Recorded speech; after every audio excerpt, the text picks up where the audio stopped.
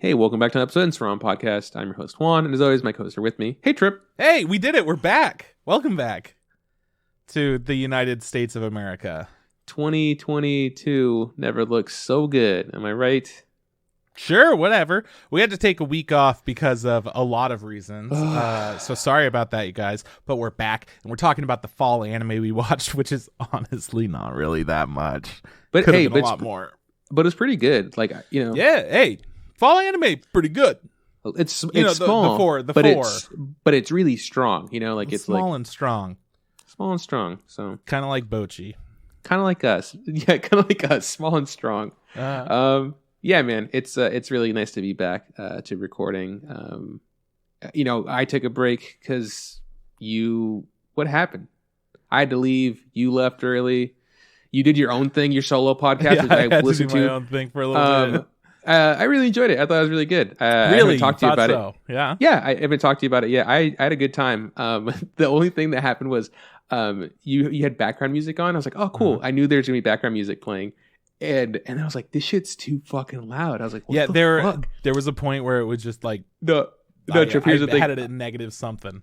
No, it was so loud. I was like, why is it so loud? I was like, Trip couldn't have made a mistake this big. And then I realized that while I was listening to your pod, I was also like scrolling through Instagram, and there was a video playing of some guy like doing some painting, and the music he was playing was matched up very well with what you were saying, and it was just so fucking loud. So then I turned it off, and I go, "Oh, okay, this is the music Trip's playing. This audio level's a lot better." But I was just like, "Wow, like how could Trip do so well and so bad at the same time?" I was like, "All right, so this one's at negative 34 decibels. This one's at negative 28 decibels. Yeah. This one's at negative 14." I had to do a bunch of weird stuff, so I did feel like something was going to be out of whack. I'm relieved to know. Yeah, it was bad. It was all me. I was just like, wow, like I can't believe this. And then I realized I was fucking up. I was like, oh, this is great. This is a lot better. So I really enjoyed the episode. It would have been really cool to hear your mom on the pod, but I understand. Would have been.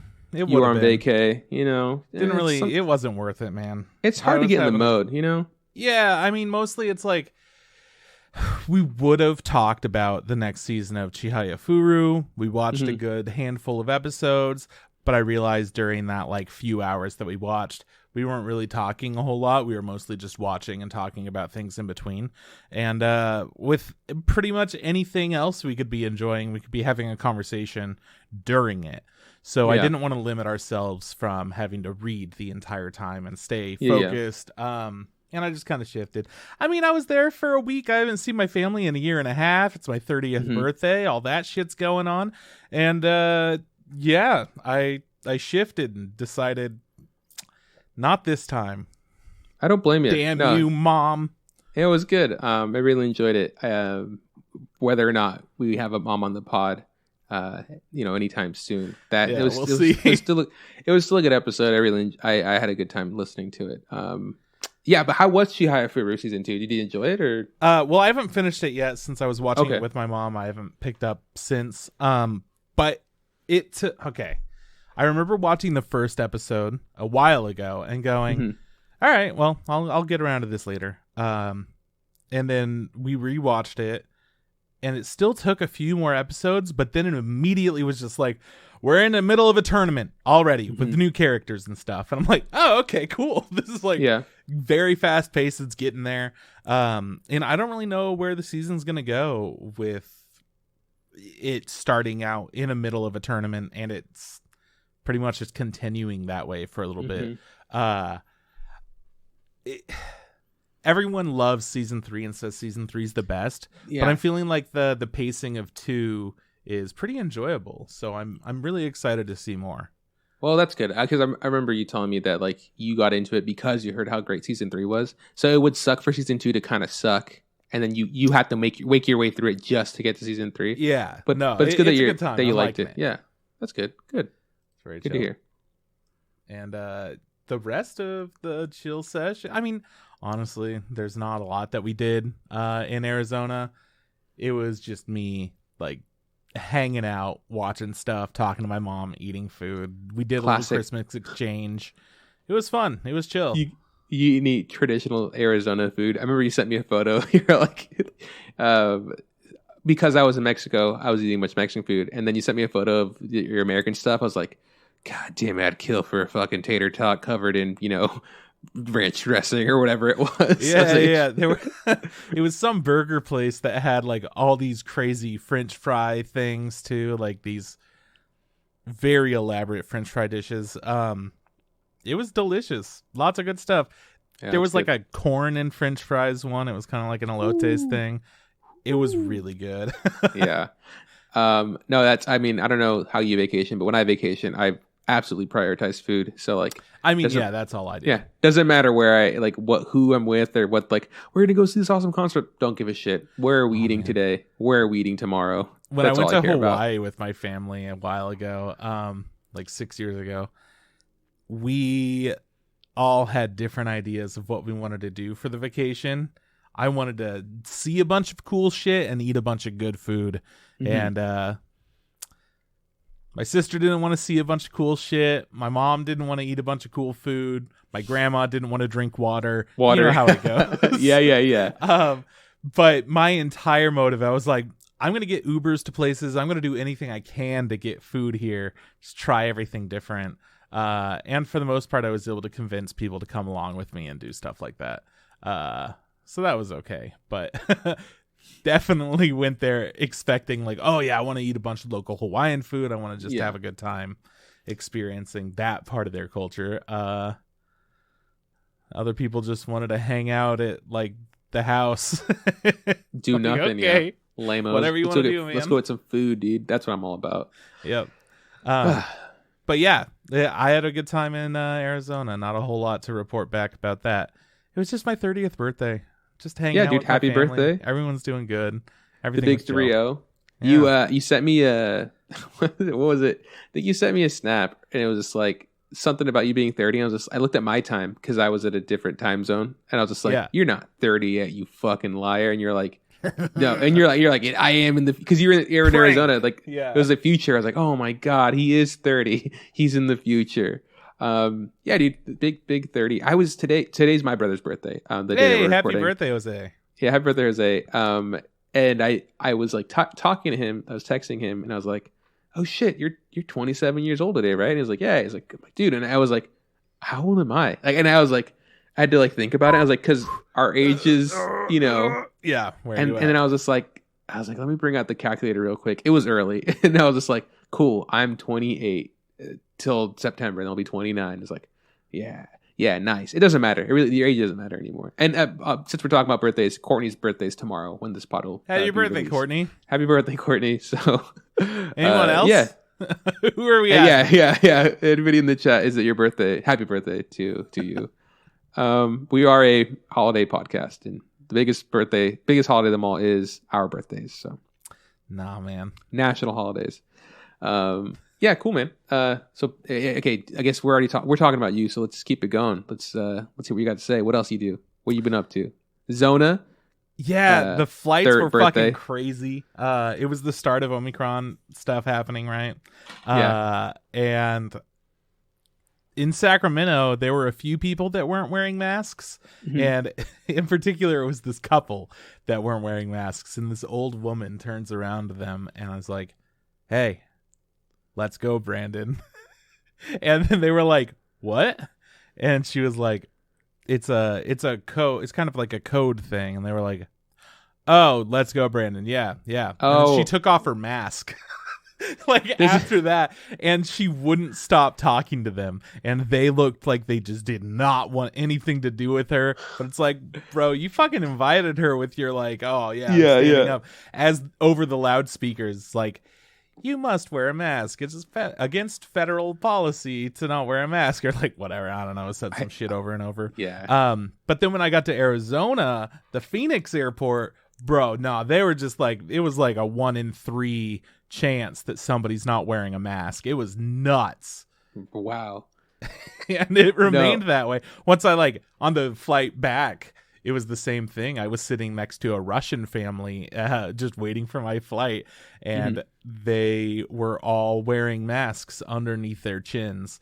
And it's just like, what's the rules are rules. Dude, if you're internationally traveling, like, what are you doing, homies? It's crazy. No, I mean, I can, at least if we're talking masks, since I traveled in December, like later in December, yeah, I mean, everybody that I saw in Sacramento and Los Angeles were wearing masks. Not all of them were properly, at least. And then when I was on the airplane, everybody wore their mask. And then in Mexico, everyone I saw was wearing a mask, even like in the airports and stuff. They were really like strict about it.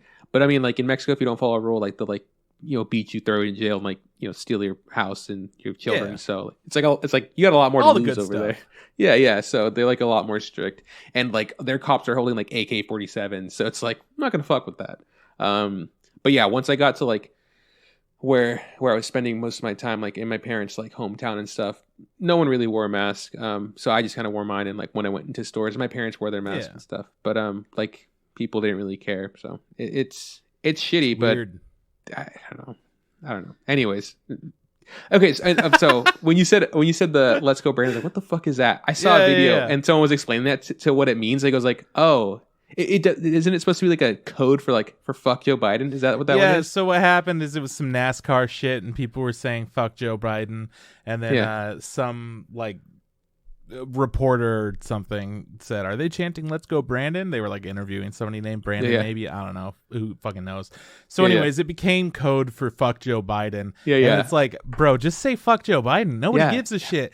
Like anybody that supports Joe Biden is either like completely involved in politics in some regard of their life, like their career, right?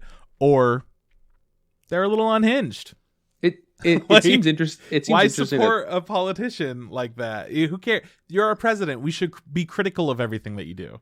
Yeah, it's interesting that those people that are using this code of like "Let's go Brandon," are using it because they're being cool, or whatever. But people who didn't like Trump literally said "fuck Trump" and like and then like it's a fun secret code that liberals can't decode. Can't decode. Oh, it's too cryptic. Yeah, it's really. I did see someone. I saw an interview with that, and I was just like, "That's pretty funny. Like hella dumb, but pretty funny. Like good for them. They need the little things like that." They need little things. Hold on to whatever you got. Okay. All right. So what else you got? And then Christmas rolled around. I hung out with my dad. We exchanged gifts and we watched some fucking TV and stuff. Played a little bit of games. It was just like a very, very mellow Christmas. Not really much happened. Had a really late start. Had a really late end, but that's fine because of the late start, right?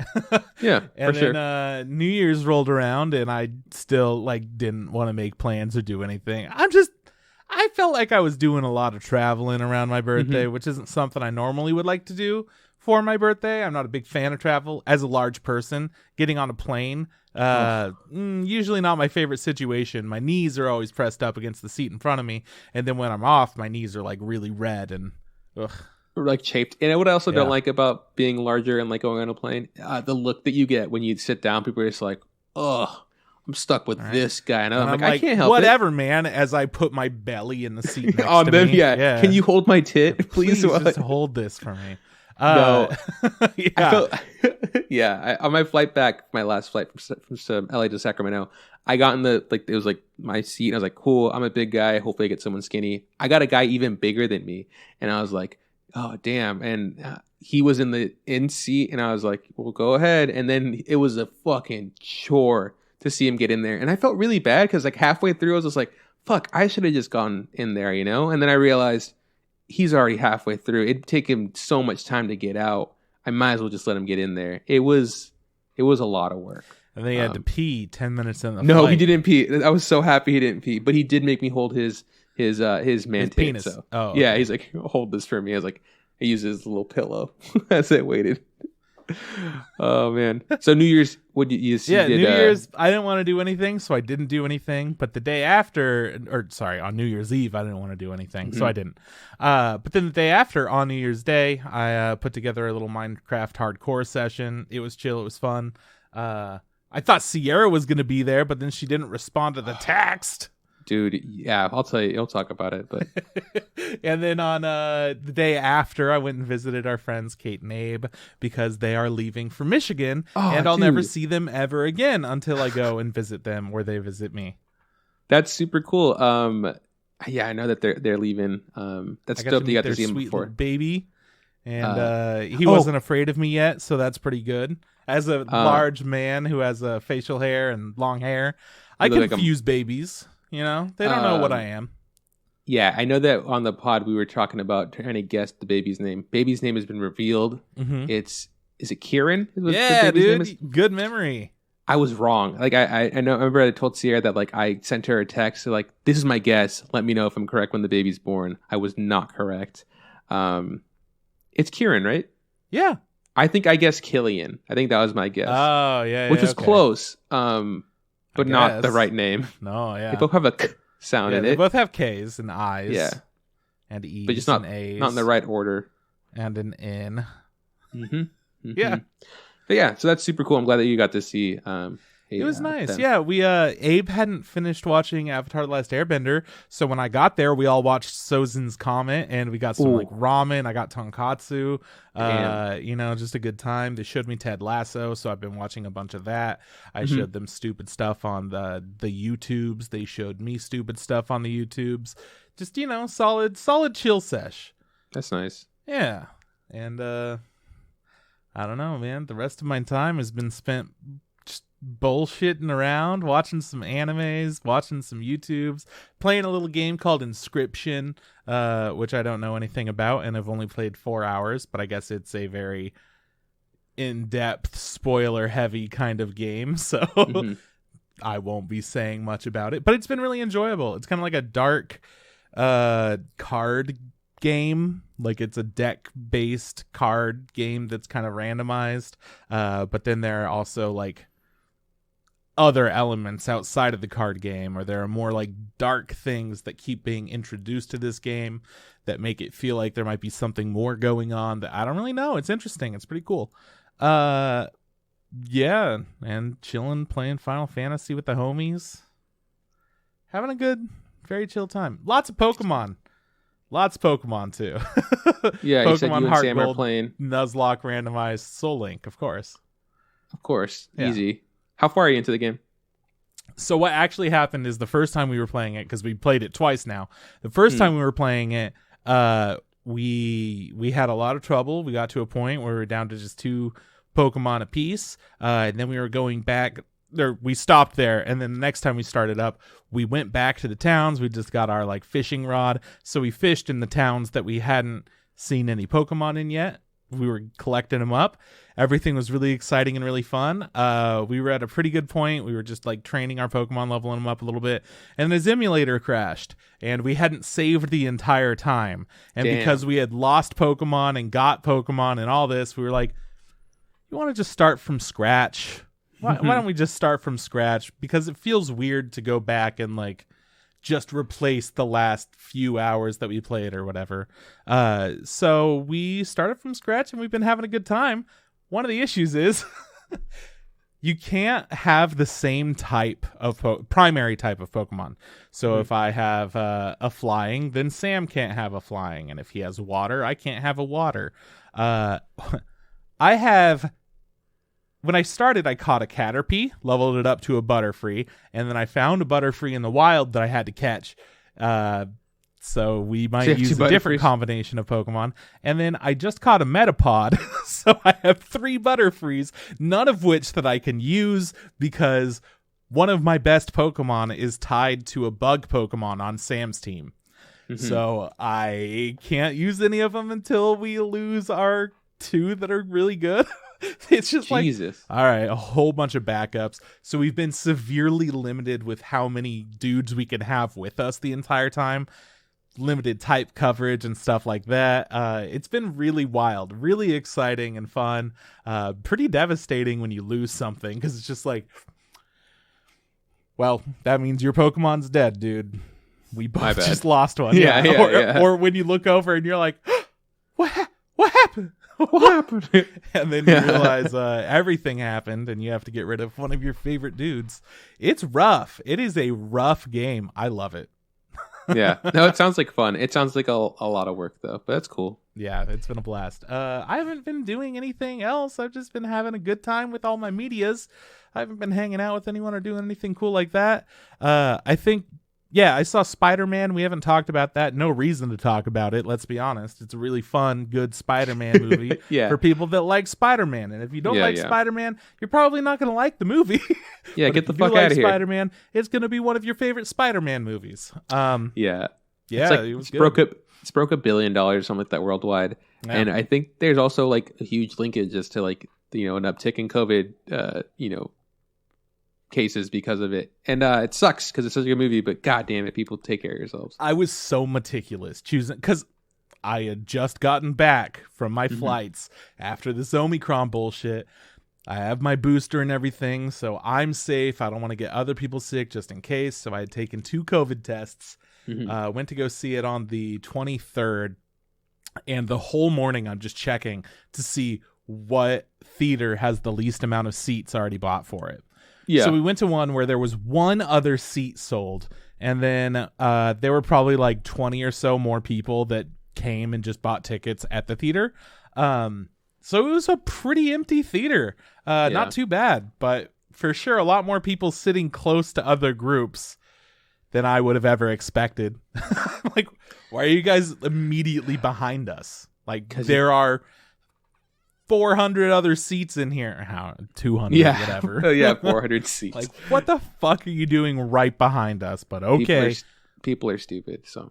It could also be like, sometimes people just go and buy tickets. I've seen this happen, where the ticket person picks whoever it is asking like, okay, do you care where you're sitting? And they're like, no, and they just pick like the closest best seats or whatever. But it's during, a pandemic still. Try not to put people close to each other. Somebody's just not sure how to do their job, or somebody was like, oh, that's the perfect seat, that right behind the 2 gentlemen. It's less cleanup work if you guys are all clustered together. You understand? That's true. That is true. It's all about business. You don't get that. I didn't fucking buy anything though, because you know what? It's during a pandemic. And there's I brought my soda from home. Yeah. I'm sorry. I have just like a Camelback on, and it's all like underneath my mask. There's a new flavor of COVID out there. Yeah. It's a delicious flavor. But yeah, I think that's all that I've been up to, which is a lot, to be fair. I got a new desk. That's pretty big. Did. Yeah. So that's going to be exciting. It frees up a lot of room in here. I think it does, at least. And it just feels much better on my legs. I feel like normally my legs are kind of like, going back to being a giant human, right? My legs are pretty fucking big. So in any seat that I'm in, I have to make the chair at the like lowest possible height in order to fit under a desk. Well, I don't have to do that anymore. It's pretty great. You got that dope ass standing desk, bro. You got new level up power. That's dope. It's dope. Yeah, I honestly think it's the best decision I've made about something, getting a standing desk. And then I also got a new desk arm for my mic, which is really nice and convenient. I was looking at what that was. I was like, that's interesting. It looks like it's cool. It's on a swivel, but anyways, it's cool. It adjusts all different kinds of heights. Is it just kind of clamped to the side, or do you have to drill a hole? Yeah, no, it's clamped, but it also had a drill option, and I was like, who do you think I fucking... I'm a fucking... And that's, not me. You're like, I'm not Ninja or PewDiePie. Come on now. Are those guys relevant? Yeah, I think that Ninja is still getting sandwiches from his braless wife, and PewDiePie is still doing some meme roundups or whatever. Good. I'm glad that those millionaires are doing okay. Yeah, no, of course. Good. But tell me, how was your my birthday and your Christmas and your New Year's, and further or less? Well, your birthday was good. I enjoyed it a lot. Christmas was good. Me and Sierra did Christmas before I left because I was like people do in the pod. I was going out of town to see my parents. I haven't seen my dad in over a year, so it was like a planned trip that I had for a while. just happened to be in the middle of Christmas time. So we did Christmas early, which is fun. I gave my gifts to like my siblings and stuff, and my brother-in-law, and then Sierra and I did our own personal Christmas. She got me, I think I showed you earlier, this super dope Buffalo Man from figure from Kinnikuman, which is like Ultimate Muscle, that I really like. And then she also bought me an Apple Watch, nice, which I've always wanted one, but I was like, I'm one of those guys where like I don't like. If I need something, you don't need it. Yeah, I'm one of those guys. Yeah. I'm one of those guys. Like, if I need something, I'll buy it. But if it's something that I want and I don't really need, I'll just like push it off. Like, whatever, and I'll get it when I get it. And Sierra has always very audibly voiced her opinion about how iPhones are stupid, which is fine. She can dislike them. It's okay. But she also thinks the Apple Watch is also very stupid. And I was like, also fair. Like, it's it's not really a necessary thing, but it's something I've wanted. So I never expected her to ever buy me one, because it's something that she audibly hates and voices her opinion about all the time. So when she bought me it, I was like, oh, thank you so much, and I was really happy. And then I was like, you blew the budget, because we have a budget. We agree that we're only going to spend this much on each other every year, that way we don't overextend ourselves. And she's just like, she's like, I just want to do one last nice thing. I was like, one last nice thing. And then I also brought up the fact that I was like, hey, hold on. I was like, 2 months ago, Trip texted me, hey, what's your wrist size? And I was like, I don't know. And so let me measure it. So I measured it and I sent you what my wrist size was. And then you're like, nice, smaller than your dick. And I was like, okay, or whatever. And then I remember, that sounds like and then I was like, oh, well, there's not really going to be an easy way for me to ask this like naturally. Like, guys don't just talk about, hey man, what is your dimensions of your entire body? Like, just for fun. Let's compare. And I remember later that day, because then you just blew it off. You're just like, and I was like, okay, weirdo. And then later that day, Sierra came home and I was just like, yo, Trip asked me what size my wrist was today. And she's just like, that's weird. And I was just like, yeah, that is weird. What's wrong with that guy? And it was weird. Yeah. And I was like, why do I gotta, come on. Yeah. But I'm happy it worked out. It did work out. Yeah. Well, it kind of worked out because I'd always been like, I've told Sierra that I want that watch. I've never specified like what kind I want. Right. I was like, so Sierra just bought me one, and I was like, oh, dope. And so I looked at it. She literally gave it to me the day before, like my final project was due for for class. So I looked at it. I was like, this is really awesome. I don't have time to set this up because I need to focus on my work. So I'm gonna close this. So I'm gonna close this, and I will be excited about this when I get back from Mexico. Like, that was like that. When I get back from Mexico, I'll be excited about this. We'll fast forward to when I got back. So I got back from Mexico, and then I look at it and I go like, oh, this is really dope. And I was like, oh shit, it is not it's the newest version, which is like super dope. I didn't expect it to give me the newest version, but I wanted a cellular version, not the GPS version. And I was like, oh, they're kind of the same, they just do little different things.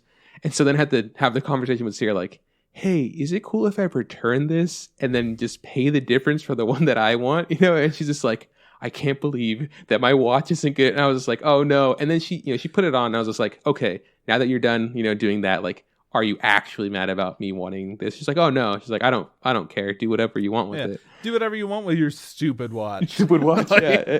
And I was just like, and she said like, well, and I understand. I don't blame her for not getting the one that I wanted exactly, because I never told her which one I wanted, because I never expected her to get it for me. So I was like, good job. You got the right color that I would have wanted. I was like, that's great. You got the right size, So, so today actually, I started the process of returning it. I just have to mail it back, and then I'll get a gift card, and I'll be able to purchase the one that I want. So yeah, that is the odyssey of, those are the two gifts I got. I got my dope watch that I'm returning, and the action figure. And then I got like stocking stuffers. And one of my stocking stuffers, like, I got puzzles and stuff, which I always really like. Sierra gets me those. But one of my stocking stuffers that I got, it's a real shame. It is what it is, because it's really useful and I really like it. Maybe you can see it behind me. But she got me one of those like cushion ergonomical like mouse pads for like when you're on the Oh computer. yes, I have seen this. And it's like usually like it's usually just like two little balls or whatever to help you support your wrist, and they feel really nice. And usually it's You're like on a fucking anime podcast. Yeah. Get to the point, Juan. but usually it's like the joke is like, oh, you get like chicks' tits or like chicks' butts and stuff. But Sierra decided to get me Levi's ass from Attack on Titan. God, as much as I hate it, it's really nice. It's very comfortable when I'm working. Everyone says that they're the most comfortable. Yeah, it's so fucking comfortable. Dude, so you yeah, just that have was. to get that wrist in between those cheeks and enjoy yourself a nice little animation sesh. I do find myself poking his butt every now and then when I'm bored. I'm just like, and I go, God, this is so squishy because it's a nice texture. I don't know what's in there, but it's fucking nice. Goo. Levi's be doing some squats on his free time, so that was cool. So that was Christmas. Let's see what else. Then I went to Mexico, which is a whole debacle. It was a great time. I got to see my parents. I was there for about a week and a half. It was a lot of us just like waking up and being like, what do you want for breakfast? Like, let's make this. And we would make it together. And then we would just kind of hang out for the day. And then we'd like go see my grandma or grandpa. Every day around like 3:00, I would walk over to my grandma's house on my dad's side because she lives like across the street and then over a house. And I would like sit down and meet up with a bunch of old ladies that get together, and we'd play La Loteria, which is bingo. It's like the tattoo that I have.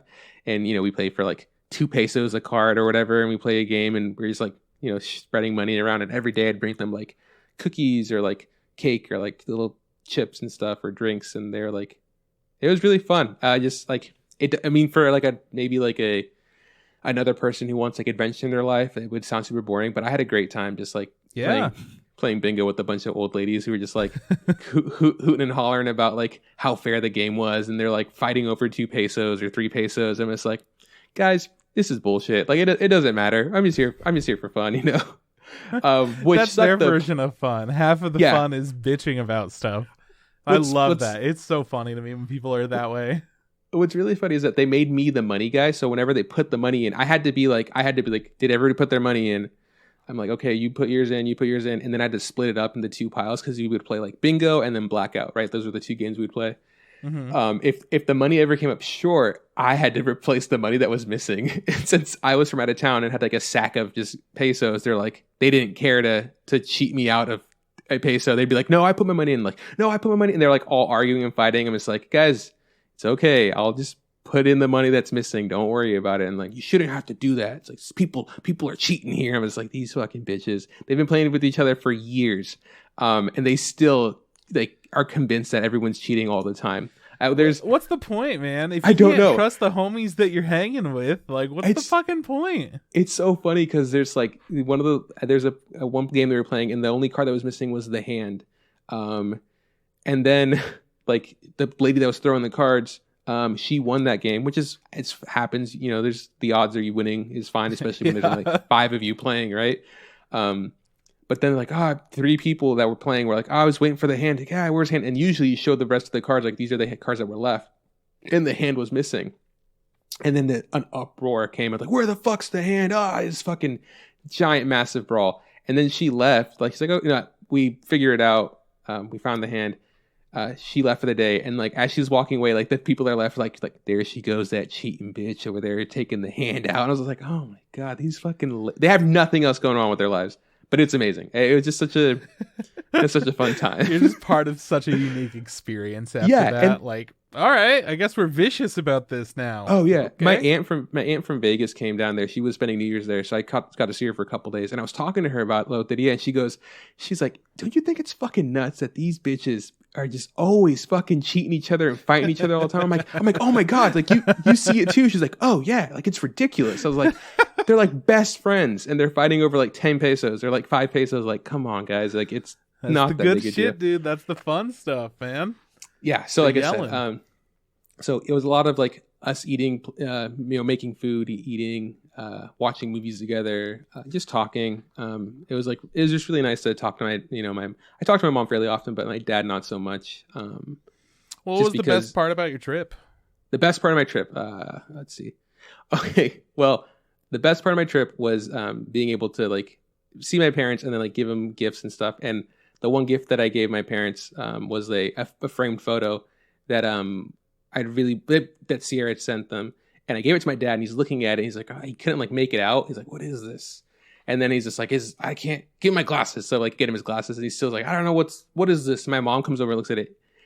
And she like, within seconds, she's like, oh my God, is that a baby? Because for people who don't know, Sierra's pregnant. So nobody knows. Congratulations. Juan. No one knows. So I'm going to be a father. But it was just so funny because my dad, like, I don't know if he'd never seen an ultrasound in his life, but he's just like, what is this? like it was like witchcraft. Like, I can't. He's like turning it upside down. What am I looking at? Yeah, my mom saw it. She's like, oh my God, that's a baby. Like that's a baby right there. And I was just like, yeah. And it was really nice just like to surprise them with some really good news. So Sierra's, I think in a week she'll be like 20 weeks pregnant, which is like the halfway mark. And she's like for sure starting to show. But you know, it's been a lot. It's been a lot of work. Especially because Sierra's such like a very like strong and independent person. I have to sometimes like be like, hey, let me do this thing for you. Like this thing that you take for granted that you do all the time. Like I can do this for you. And she's like, no, I can still do it. I'm like, no, you're not supposed to bend over or whatever. You know, I can help you up the stairs. Like sometimes she forgets like her vitamin. What are they called? Prenatal. I don't know. Yeah. Thank you. They're prenatal vitamin like downstairs. And she's just like, oh, I forgot it downstairs. I'm like, I'll go get it. Give me a second, you know? And she's like, no, I can do it. It's like, no, it's fine. It'll take 2 seconds to go downstairs. Yeah. So that's like that was the best part of Mexico. You know, seeing my parents just being able big to surprise. Yeah. Cause I know, you know, you knew, and then my siblings knew. And then for my Christmas party that we had before I left, like we told Sierra's family. And like the biggest stress was like, please just no one say anything, post anything on social media. Cause like, I really would like to share this with my parents, like in person. And that was kind of like, well, okay. Sorry. I know that you had to do that, but also who the fuck posts about somebody else's pregnancy? People like it's so all the bizarre. time. Social like media is just like something else, man. Woof. I'm pretty sure my cousin had to stop my cousin from posting. She's like, oh my God. She's like, I'm so happy for you guys. Like, and I was like, don't say anything. Like, just like shut your mouth, you know, shut your mouth, you know? Also like, I don't know if it's, you know, Hispanic people, Mexican people, maybe it's just my family. They're huge gossips. Like, it's like, there's no secrets. There's so many times that I'll start a conversation with like a relative or my mom or something. And it starts with, don't tell anyone. And then like they'll tell me this huge secret and I go, okay, you know, I'm pretty sure you were told not to tell anyone, but now I know. So great. And usually I do a good job of keeping it quiet. It was really hard for my siblings. Like they're like, you know, itching and like aching, like, please tell them. I was just like, no, you have to wait. Which made it even worse because flying to Mexico, all my flights were pretty okay, except for when I got to Mexico City, I had to go through like immigration or the customs or whatever, you know? And the line was massive. And so by the time I got through it, I missed my flight. My flight to where I was going to Culiacan was gone. Like there wasn't even dust left where like nothing was there. So then I went to like the ticket place to try to figure it out. Like, hey, like I need to reschedule a flight.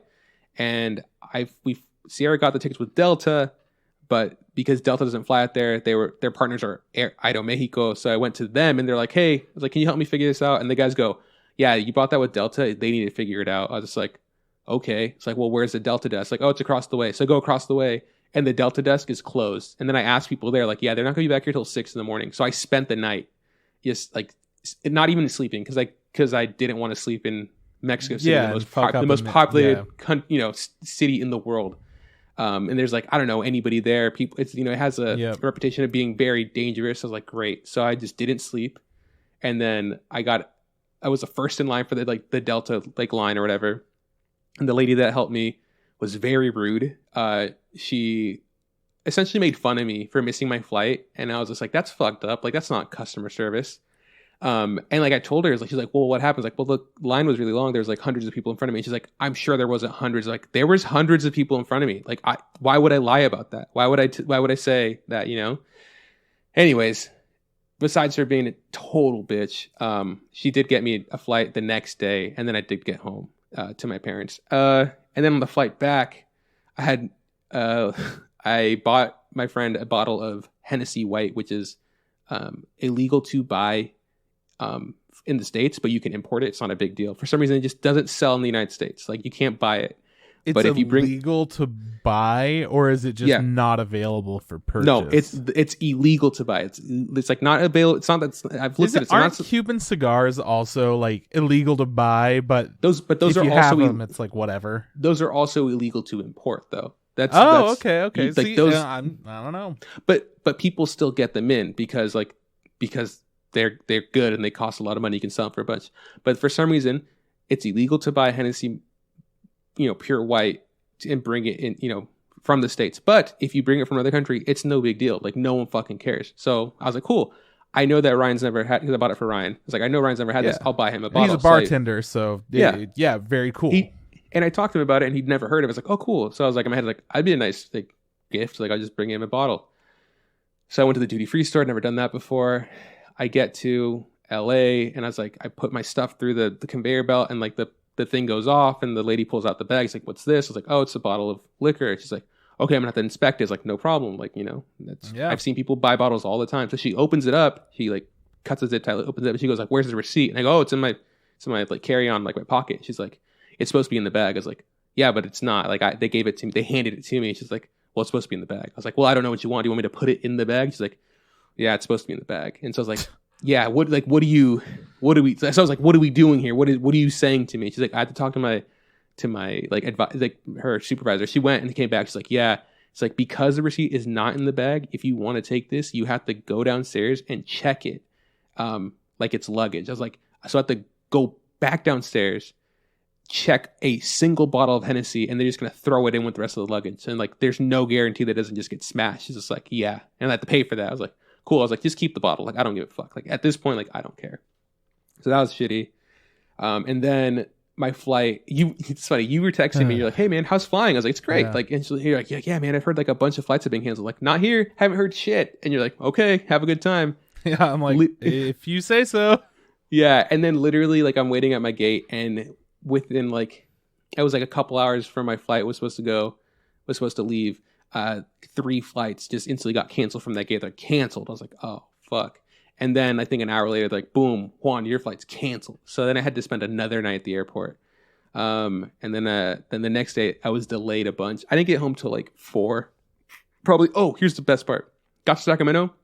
They lost my luggage. Like the trip from hell would not end. Like, I had a great time in Mexico, but I don't think I'll ever fly. I'm not even like, oh, I'll never fly Delta. I'll never fly Air to Mexico. Like, I just don't ever want to fly ever again during the holidays. Like, it's miserable. Yeah. It was fucking miserable. That's why I wanted to do it before. I'm not going around Thanksgiving when my mom wanted me to come. She was like, come for your sister's birthday. Yeah, I would love to, but I'm not fucking traveling around the holidays. I'll do it for my birthday, and hopefully I won't catch any of the Christmas traffic. Mm-hmm. It was still really busy in a lot of ways, but also I was super fortunate. I mean, aside from this one moment, but they just passed me through. I didn't have to get like X-rayed or anything like that. Oh, nice. Yeah, they were just like, you're all good. I'm like, okay, cool. And then I lost my ID. And I was like, how the fuck? I was in line with it. Where is it now? I put it in one of the bins, and they're like, you should check under the machine. And I'm like, should I check under the machine? Is that okay? Like, hella sketchy? And they're like, you go and do it. I'm like, okay. So then I crawl under the machine and I grab the ID that somehow, how the fuck? It was inside of a plastic bin. I don't know how it fell out, but apparently it got jostled in a way that made it fall out or some shit. Anyways, that's nuts. I was so, oh man, I panicked like full on. I'm sweating, drenched in sweat, just panicking. I'm like, I think I lost my ID. Is there a lost and found? Or like, I thought I put it like in there. Just like, check under the thing. It was there. It was all good. And then the second time, she put it there on purpose. She wanted to see you crawl on all fours. Stupidest prank, but she got me good. And yeah, on my way back, I didn't have to worry about that as well. Very, very weird that my experience with it was so smooth. I'm like, whatever. And they're like, Yeah, it doesn't really matter. You don't have to do anything. You just We don't care fucking anymore. walk through. As I have like 4 bins of electronic shit, because I was planning on recording stuff with my mom, so I had to make sure that my like mic was brought, and then I also had like my iPad and my Switch and all this shit, all in separate things. It was just a disaster, and it worked out fine. Yeah, no, Like, that I is am hella shocked. funny though. Yeah. Don't recommend losing your ID. Yeah, It's don't not ever, fun. I don't ever want to fly during the holidays again. It just wasn't the business. I was talking Yours to sounds someone way there. worse than mine, though. Mine was just no, like very, very brief panic attack, like anxiety skyrocketing. Yours was a huge pain in the ass multiple times for days. I ended up meeting like this really old couple. Fucking Lowell was the dude's name, and the girl's name was like Maggie. And they were also going to Sacramento, and we ended up like chopping it up and stuff. And they also had their shit delayed. But I was talking to them. I don't know why. Like, I kind of explained to her like that because I was sleeping at the airport on the ground and stuff, and because like I couldn't just grab my luggage and go, that it really did feel like I was like being held like captive, like at the airport. I was like, I feel like, and I know like, obviously I'm over exaggerating because that's not what like prison really feels like, but because like I felt your so shit stuck. was away from you. Yeah, exactly. I was just like, you have zero control. I was like, I absolutely feel like I'm being like held hostage here. And the lady's like, oh my God, yeah, it does feel like that. I was like, it's just such a strange feeling. And then we ended up talking. She asked like what I did after we bitched and moaned about the airplane, the airports and whatever. She asked me what I did. I was like, oh, like, well, I'm an animator or whatever. And she's like, no way, my nephew or my grandson wants to get into that. I was like, cool. And she's like, what do you do? I was like, and then I explained to her like the school I went to and all this stuff. And she's like writing all this stuff down. And she's like, oh, is it okay if I give him like your email to talk to him? I was like, if he wants to email me, like, absolutely. Sure. Like, I can tell him what it's like to do what I did. And he's like 22 or whatever. And I was just like, yeah, man, if I had someone give me advice, I would appreciate it. But like, hey, dude, don't do any of that shit. Cause he's going to like a normal brick and mortar school. And I was just like, he's probably not going to learn much there. He should probably just go to, the kind of a school that I'm going to. Yeah. I got a bachelor's degree in something that I learned a little bit, and then I go into this other school and I learned so much. Speaking of school, I passed my last class. I don't think we talked about it since. No, but you let me know, and I was so relieved. Oh yeah, and so happy. Oh, it was such a stressful day because I had to get stuff into Unreal. I did all my animations. I was like, cool, this is as good as they're gonna get. And because I've been like stressing and sleeping, odd hours to get stuff done, I was like, I have enough time on Saturday to like get my animations into the game, into the Unreal Engine, and like game capture that stuff. And then I couldn't. Unreal Engine would not open. So what the fuck's going on? For my Mac, just kind of like on the PC, I think it uses like some sort of, I think it's like C++, some sort of like coder, some program that reads code. On the Mac, it's this thing called Xcode. I was like, oh, cool. I guess I need to update Xcode. And so I clicked on its update, and it took so fucking long, hours. Like by the time it was done loading, I was like, okay, I'm gonna open Unreal, and Unreal had to build all the shaders and stuff. I had maybe like 40 minutes to get all my animations in there and game captured. I finished all the stuff and got it in, I think like 5 minutes before they were due. I was like, oh my God. I was like, oh my God, that was the worst feeling. And then I had 2 hours before like my class. So then I just fell asleep for like 2 hours. And I woke up, I was like, let's go find out if I pass. Which is super chill because there was 4 of us in the class. We sat down and the teacher's like, hey guys, everyone did really great this semester. I don't want to keep anyone stressing or waiting. Everyone here passed. I was like, oh dude, fucking dope, which is the first time it's ever happened because usually you always tell me that they're a couple. That's fucking dope. Yeah usually it's like there's a couple people like, I don't know if they passed, and it'd be shitty for him to be like, you passed, you didn't pass. So it's like, since he said everyone passed, I was like, oh dude, weight instantly lifted off my shoulders. I was like, I can fucking enjoy Mexico. So yeah, so I'm now taking my new class. It started I think last Sunday, I think a couple days after New Year's, which I also didn't do anything for New Year's because I was fucking exhausted. But yeah, I'm meeting the new teacher. The last class is a class where we focus more on like what are they called? Cutscenes and stuff. cinematics in video games. Okay, stuff like sure. that. Right. Nice. So not game animation, gameplay animation that you would see like in a cutscene or like an intro or stuff like that. Yeah. We have 2 assignments for the semester. One's an interaction between two characters, 2 models. So it's like they have to touch each other and physically move each other, which is usually something you usually avoid in game because it's really hard to like have 2 people, like 2 characters touch and it feel real, right? Because a lot of times in the game, like you just have like scripts that say like, hey, when this collision thing touches this collision thing, play this thing or whatever. So now we're learning how to do stuff like, what if they were to grapple each other, or what if they're like one was supposed to lift the other one up, which is a lot of work. So we're doing that interaction animation, and the next one is going to be a cutscene. So we just got a cutscene that has at least 3 camera like shifts, angles, supposed to tell a story and stuff. You feeling better about this this class compared to your last one? I was, and because the last one, I know that you had all kinds of different issues, programs, and just whatever the rigs. But This one, I thought I had a good handle on it, and then we had the first class, and I was just like, "Fuck, this is gonna be hard." And then I had class today before we recorded, and I was like, "Oh!" And then I like shared my idea with him, and he liked it, and he told me like all the things that I need to do to make it work and stuff, and how I can improve it. And I was just like, so after that, I was like, I feel better about the class. It's a lot of like ups and downs, ebbs and flows. Okay, yeah. But it's okay. I think it's good. Like I should like he's really kind of instilling the idea like scope, like, hey, like don't make this masterpiece, this giant thing. Like realistically, you have this much time to do. This is what you need to do. Like, what can we do to tell your story within that thing? And like, how can we cut stuff? And I was like, okay, good. Like he himself is realistic of like our capabilities and like what we need to get done to show that we're, able to pass the class. And there's only 3 of us in the class. So like, that's just cool. Cause I guess it means there's more time for him to be like one-on-one with us. So that's nice. He's a nice dude. I was telling you my biggest issue with him is that his name is John Paul something, and everybody calls him JP. And I just every time I want to say his name, I want to call him John, and I go, oh, I don't want to upset him if it's like a touchy subject. Actually, today in class was really funny because he told us that like, hey, him and his son have a really good relationship.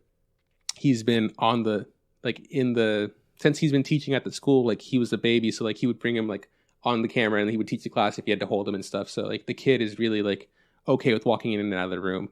So he's just a few years old, or is he? No, he's 8 now. So like he's been teaching for that long. But he says that like every if he's teaching, the kid will come into the room and say goodnight and hug him goodnight and like go to bed. So it's not he's like don't think it's weird if he pops in. And it's like, okay, cool. So we all have that. We're all aware of that.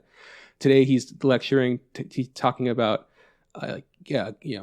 characters, characterization, and like what different body types would lead us to think something would move a certain way. And all of a sudden a giant the door swings open and a giant battle cry comes out, and the kid runs in with a sword and like a cape and a mask. He's like, hell yeah, dude. We're having a good night. The dad scared the shit out of him, and he's like, whoa. He's like, oh, he's like, hey, he's like, it's like, settle down, I'm teaching. He's like, okay. And the kid's like, oh, my bad. So like he turned around and like he closed the door and he left, and he's just like, the teacher was like, I'm sorry about that. Like, where was I? And he's like, tries to get back in the mode, into the teaching. And all of a sudden the door flings open again. And the kid, battle cries his way back in and like attacks his dad. And he's just like, oh, hold on. And so he's like, he mutes his mic, he mutes his camera. And I was like, oh shit, he's getting a talking to. And then like, he turns it back on. He's like, I'm really sorry about that. And I was just like, this is really funny. Like it was just like it was a real shock for everyone. This fucking little monster comes in with this giant. He sounds dope. Not gonna lie, that kid sounds fucking rad. Yeah, it was hella funny because like it, of how I guess pure it was. Like it's just innocent. Yeah. Like he's just a kid playing with his dad, and then to fuck with him, he did it again. So yeah, that was really funny. Let's see, what else can I talk about? Small potatoes. My father-in-law got engaged. Ugh, whatever. Really? Yeah, dude. He proposed to his Ukrainian girlfriend Olga. Congratulations, Dave. Congrats, Dave. He told us at our Christmas party, a Christmas Eve party that we had, or whatever. At the very end, like once everyone was gone, he decided to tell us, and he's like, oh, I was going to share news. I'm glad I didn't. That way, like I didn't outshine your guys' like announcement. And when he said that, I was like, are you proposing to Olga? And he goes like, yup. I was like, dude, nice, awesome. I can only do all I can do is support you. Congratulations. And like Sierra was like quiet, like didn't say a word. And I was like, ugh. And then he did it. He popped the question and he took a photo and like sent it to the group, and like everyone was really quiet, and I was like, I'm gonna kick it off. Congrats, Dave, thumbs up. And then Jory pops in and Corey pops in and eventually Daryl pops in, and I was like, Sierra, you gotta say something. So she just like copy and pasted like what I wrote, like, here you go. And I was just like, this is nuts. Like I don't know what this is gonna mean in our lives, but I really need to get in touch with like 90 Day Fiance people like as soon as I can. I need to cash in on this, dude. Absolutely. I mean, they've got all. Okay, so yeah, I got a million things I want to say right now, but instead I'll focus on. So in 90 Day Fiance, before the 90 Days season 4, there was a lesbian couple, and one of the girls has been celibate for a certain number of years, and now she's in 90 Day Fiance going their own way or some bullshit like that. The Single Life, that's what it's called. 90 Day Fiance, The Single Life. Now she's doing that, but at the same time that it started airing, she also started an OnlyFans where she started selling her farts, right? So wait, hold on. Hang on. No, I'm not done. I'm not fucking done, Juan. I'm sorry. So all of this stuff happened. She started an OnlyFans. She started selling her farts, and now she had been hospitalized for having a heart attack from all the food she was eating, so that she could fart so much. So your dad's got to get on a different level if he wants to hit that level of 90 Sierra's Day dad. Fiance shit. Your father-in-law, your family member. My daddy has to get to that certain level of insanity before I think he would be considered over others, because she has had so much stuff locked and loaded. I mean, this guy, he's got to get a criminal record if he wants to go on 90 Day Fiance, This is his third marriage, if that helps.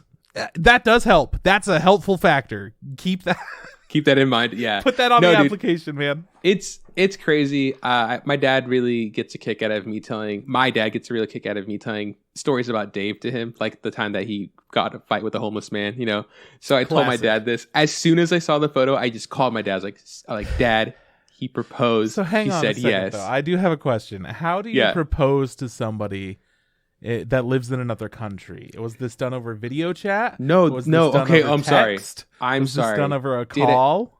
Did I mention? Is he in the Ukraine right now? No, he's not in the Ukraine. Okay. Is she in the U.S. right now? She's also not in the U.S. She couldn't get to the U.S. because, I don't know, something called COVID. It was really hard to get things going. I've heard of that, actually. Yeah. And so I think I mentioned this to you, but because she couldn't come here, he decided they were going to book a trip to Barcelona. So they went to Spain. He got to Spain. She tried to go to Spain, and they said, you can't go because your vaccination still needs 2 more days to be complete, right? So she was at 12 days. Okay, so Dave spent 2 days alone in Barcelona. Dude, whatever. I would be vibing it. You know what? He was chilling, dude. Yeah, Dave's an independent man. He was taking photos of all these gothic fucking cathedrals and shit, having food. Eventually she met up with him, and he popped the question. I don't know the story completely, but she said yes. And then I was like, cool. And then I don't know, I think they were going to go somewhere else or something, but instead they decided to go back to the Ukraine. So now Dave is currently in the Ukraine, and I don't know if it's a cultural thing or if it's like a religious thing or if it's because her parents have passed away, but to make it official, Dave had to ask permission to marry her with, like, had to get it okayed with the priest of her congregation, of her church or whatever. So we're like, okay. So then I guess he met with him, he asked, and he said it was okay. So they are now officially engaged. I don't know where the wedding is going to happen. I don't know if she's moving here, if he's moving there. I don't know a fucking thing. I feel like he can't move there, right? I think he absolutely could move there because of how cheap shit is. He'd live like a king. Like but he's like, his daughter lives in his house with. They're trying to find a new. I think they're trying to buy their own house eventually too. So maybe they buy that house. I don't know. I don't know what's going on. I don't know what's going on in my life. But I told my dad that Dave got engaged, and my dad busted out laughing, and he said, "You tell that man." He goes, "I was like, he's my hero, not Batman, not Superman, not Spider-Man. Dave is my hero. And I was like, he will fucking love that. My dad roots for Dave so hard. It's so crazy. My dad's a stan for my father-in-law. He gets such a kick out of it. Oh my gosh, that's it's so crazy great. how supportive they are of each other. I think it helps also that like Dave can't physically go see my father and bug him, so because they're so far apart, and my dad's like, yes, tell me stories about Dave, but don't ever bring Dave to my home because he's annoying. But yeah, dude, that's some pretty big news. Sierra's gonna have a new mommy, and I tell her that, and she's like, shut up, like she just could not care. I'm so curious to see what happens. Oh man. Yeah, and maybe when Dave comes back, he'll have like a couple new flavors of COVID because he's also just out in the world, you know. Yeah, he's hoofing it out there. Is he boosted? I don't know. I'd hope so. Get right in there. I would hope so, but I mean, I don't know. But when he does come back, and once he is past his quarantine, because I'm not going to go see him, I refuse to pick him up from the airport. I will get the full story and I will report back to you and let you know. Keep you on top of all this. I need the updates. I've been talking for a while. I'm just gonna bust through these last things. Okay. Sure. Lost in Fantasy for the consolation bracket, and so that meant I had to play against Nathan for not last place. Yeah, not last. One of these again. Yeah. So luckily I won. Ended up getting 9th for the season. Super happy because 10th place that's fucking lame, bro. But 9th place, 9th place, pretty choice. Yeah. It's Ryan right there in the middle between 10 and 1. It's right there. It's perfect. Ryan actually ended up winning the championship. Good for Ryan. Hey, congrats. He's been the champ before. And this year he started with the same record as I did, and he went on a really big win. Actually, he and I went on a big winning streak, and then my streak stopped and his continued. So yeah, I'm happy for him. Congratulations. That's Ryan. Okay. I don't know if I mentioned something on the pod. Fantasy the Challenge ended. Fantasy the Challenge also has ended. I won Fantasy the Challenge. Congratulations, dude. Yeah. Thank you. It was close. Next season, Sierra and I are already thinking about like how we're going to change the scoring, what we can do the setup, but it was a really fun time. It's something that like I know doesn't mean anything to anybody else, but to me and Sierra, it's just like it's a really just like it's this dumb thing that we do that we really enjoyed. So I won. It was great. And the guy that won the challenge, the actual game, was a player who I really like, and this is his second time winning in a row. I mean, this is like his 6th time winning, and this is his first time ever winning back to back. So he won this season, and he won the season before that. I was like, dude, good for him. I'm super happy for him, and all that money he got. Let's see. Oh, okay. This is the last thing. Fantasy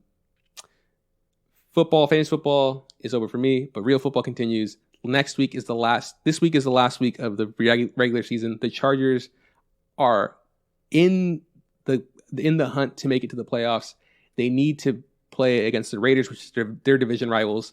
And the only reason I bring this up is because if either of them win, because they have the same record, if either of them win, they'll instantly be in the playoffs. So it's win and you're in, essentially, right? Yeah.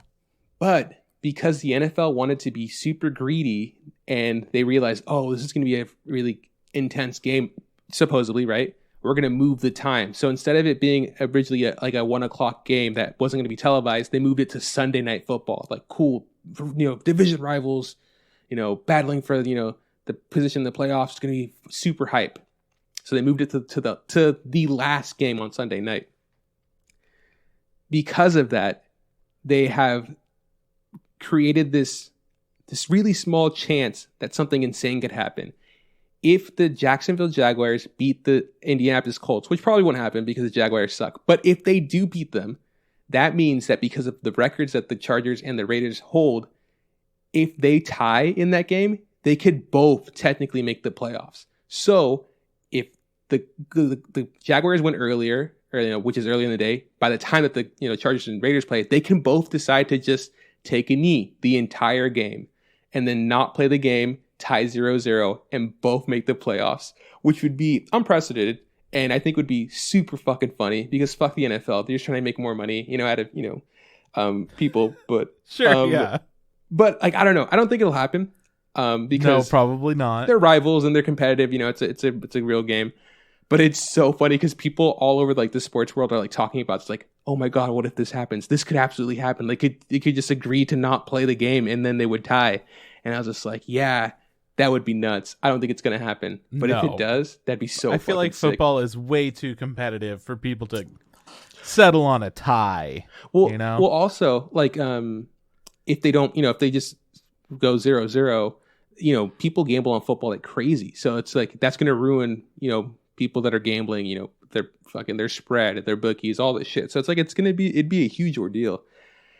But I just think it's really funny that because the NFL decided to move the thing, they left themselves open to this really weird scenario that has never ever happened before. No, because like in American football, games don't end in ties ever. So no, they do. Games end in ties in the regular season. In the regular season, they'll play the game. If the game is tied, they'll go to overtime. Yeah. And then after overtime... And then they have second overtime, right?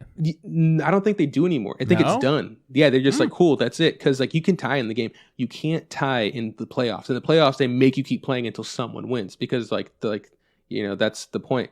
But in regular season, you can absolutely tie. It's really hard. And I think there was one tie this past year because, it's not very common, but like, yeah, if they both agree to just not play the game, they could both just tie, and it's just like crazy. Yeah, I don't think it's gonna happen. I just think it'd be really funny if it did, and I think it's really stupid that they put this up in that position. That's it. That's what it's been going on for the last 3 weeks. I went to Mexico. I came back. I've been getting ready to be a dad. Yeah, man, it's been a lot. Finished school, started school. Fuck, dude. And I watched. And I watched some anime. So that's like 4 weeks of catch up we just did, right? Jesus. Yeah. Sorry, guys. The only thing I didn't say is it's not worth it to make your own beef Wellington. It tastes delicious, but all the effort that goes into it, not really worth it. I would say prime rib or steak, way to go after my experience with it. And then it is totally worth it to make your own tiramisu. Delicious. One of the best tiramisu I've ever had. Nice. Just incredible, top notch. Make it at home. Go the extra mile. Make yourself the lady fingers. It's good. Yeah. It's been and also didn't win the Minecraft hardcore, by the way. This one curious. What happened? Everybody died in different new ways. We had somebody die right away to a stalagmite because he was running away from something at half a heart, and then hit the stalagmite and then killed him for half a heart of damage. Who was that? It's really funny. It was Kurt. So we have a character of shame, which is for if anything crazy happens really near the beginning, then somebody, whoever died, can come back, but they have to play as the character of shame, and that's their name. So he wound up taking a break, and Josh died because it was a game glitch, similar to how it happened last time, but this time it was we all went to bed for the night, and then in the morning it woke up his character inside of a block, and he was in bed in the middle of a cave, so all kinds of monsters spawned around him, and when you're in bed you're totally protected, but when you're awake you're not, which would have been fine, but he woke up and glitched inside of a block, so he was locked in place as all these monsters came and killed him. Then everyone else died in the Nether. We couldn't find the fortress. We just explored all these different new hell biomes, and couldn't find anything at all. Everyone died from falling, from new mobs we weren't used to. Just the Nether shit. The Nether's not the part where you fight the dragon, right? That's a different thing. No, yeah. The Nether is you build a portal to hell, you go into hell, and then you're supposed to find this fortress in hell and collect some items from some fire monsters. And then you use those items and combine them with the eyes from the alien monsters. Then you go to another fortress in the real world, and then you go through another portal that leads you to the dragon at the end. And I'm surprised that not everyone knows that off the top of their head. This game sounds stupid. Fucking Minecraft, bullshit ass stupid game. That's why I play Roblox. It was pretty funny that everyone wound up dying. It was just like, all right. Kyle was still watching me play, or he was still in chat. He wasn't watching. I wasn't streaming it. He was still in chat with me, waiting until I died. And he was like, "All right, I've got to go take out my trash or something like that. I'll be right back." And then I died. And I was While like, he was "All right, taking the well, trash, yeah. I'm just gonna log off because fucking I'm done. Yeah, Nothing for me to do. Nothing for me to say. I'm just done." Yeah, that was a whole time. But do you want to talk about what anime you've been watching recently? No, I'm kidding. No, go fuck yourself. It would be pretty great though. Yeah. If you were like, "Oh, dude, these things, hell yeah." These are I watched shows. all of the fucking Dragon Ball Z Super, so let's get into it. Yeah, I'm a huge Gretzko fan now. You know, Fucking love it. No, dude, let's new talk season of How To with John Wilson is so good. It is so good. It's on HBO. It's a documentary style thing. It goes from one basic ass topic, like furniture coverings, which leads to body coverings, which leads to anti-circumcision people, which leads to regrowing your foreskin dude, who has a whole album of songs about circumcision being terrible and how to regrow your foreskin using a specific product that he's created. You know, it's a it's a simple thing like that. You know what's super funny is that you're like, "Oh, it's on HBO," and my first thought was, "I don't have HBO," because for the longest time that was my MO. Like, "Oh, I don't got it." I do have HBO. It's a new era, dude. 2022 is gonna be good. Okay, that's the anime that I've been watching. It's been really good. I watched.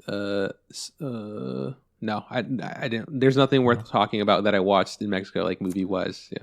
Totally fine. Soon we'll watch an anime movie and we'll review that. We're gonna talk about Belle, just so nobody gets a little, you know, Upset, antsy about that. We're for sure watching it. Yeah. I am so stoked, dude. Hosoda's last thing. What was the last one that he did?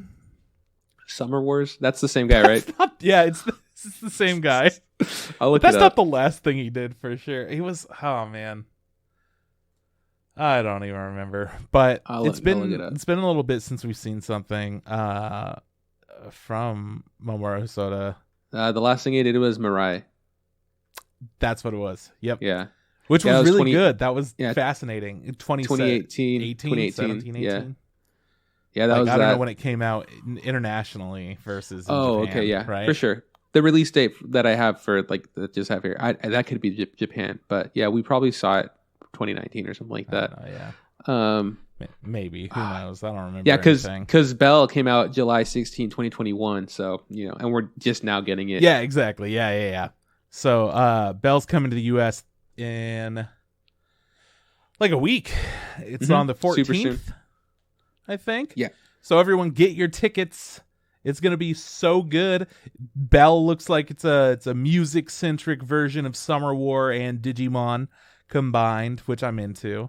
The dude for sure has really like a style, doesn't he? Yeah, exactly. He's really good at doing these like electronic multiverse kind of things.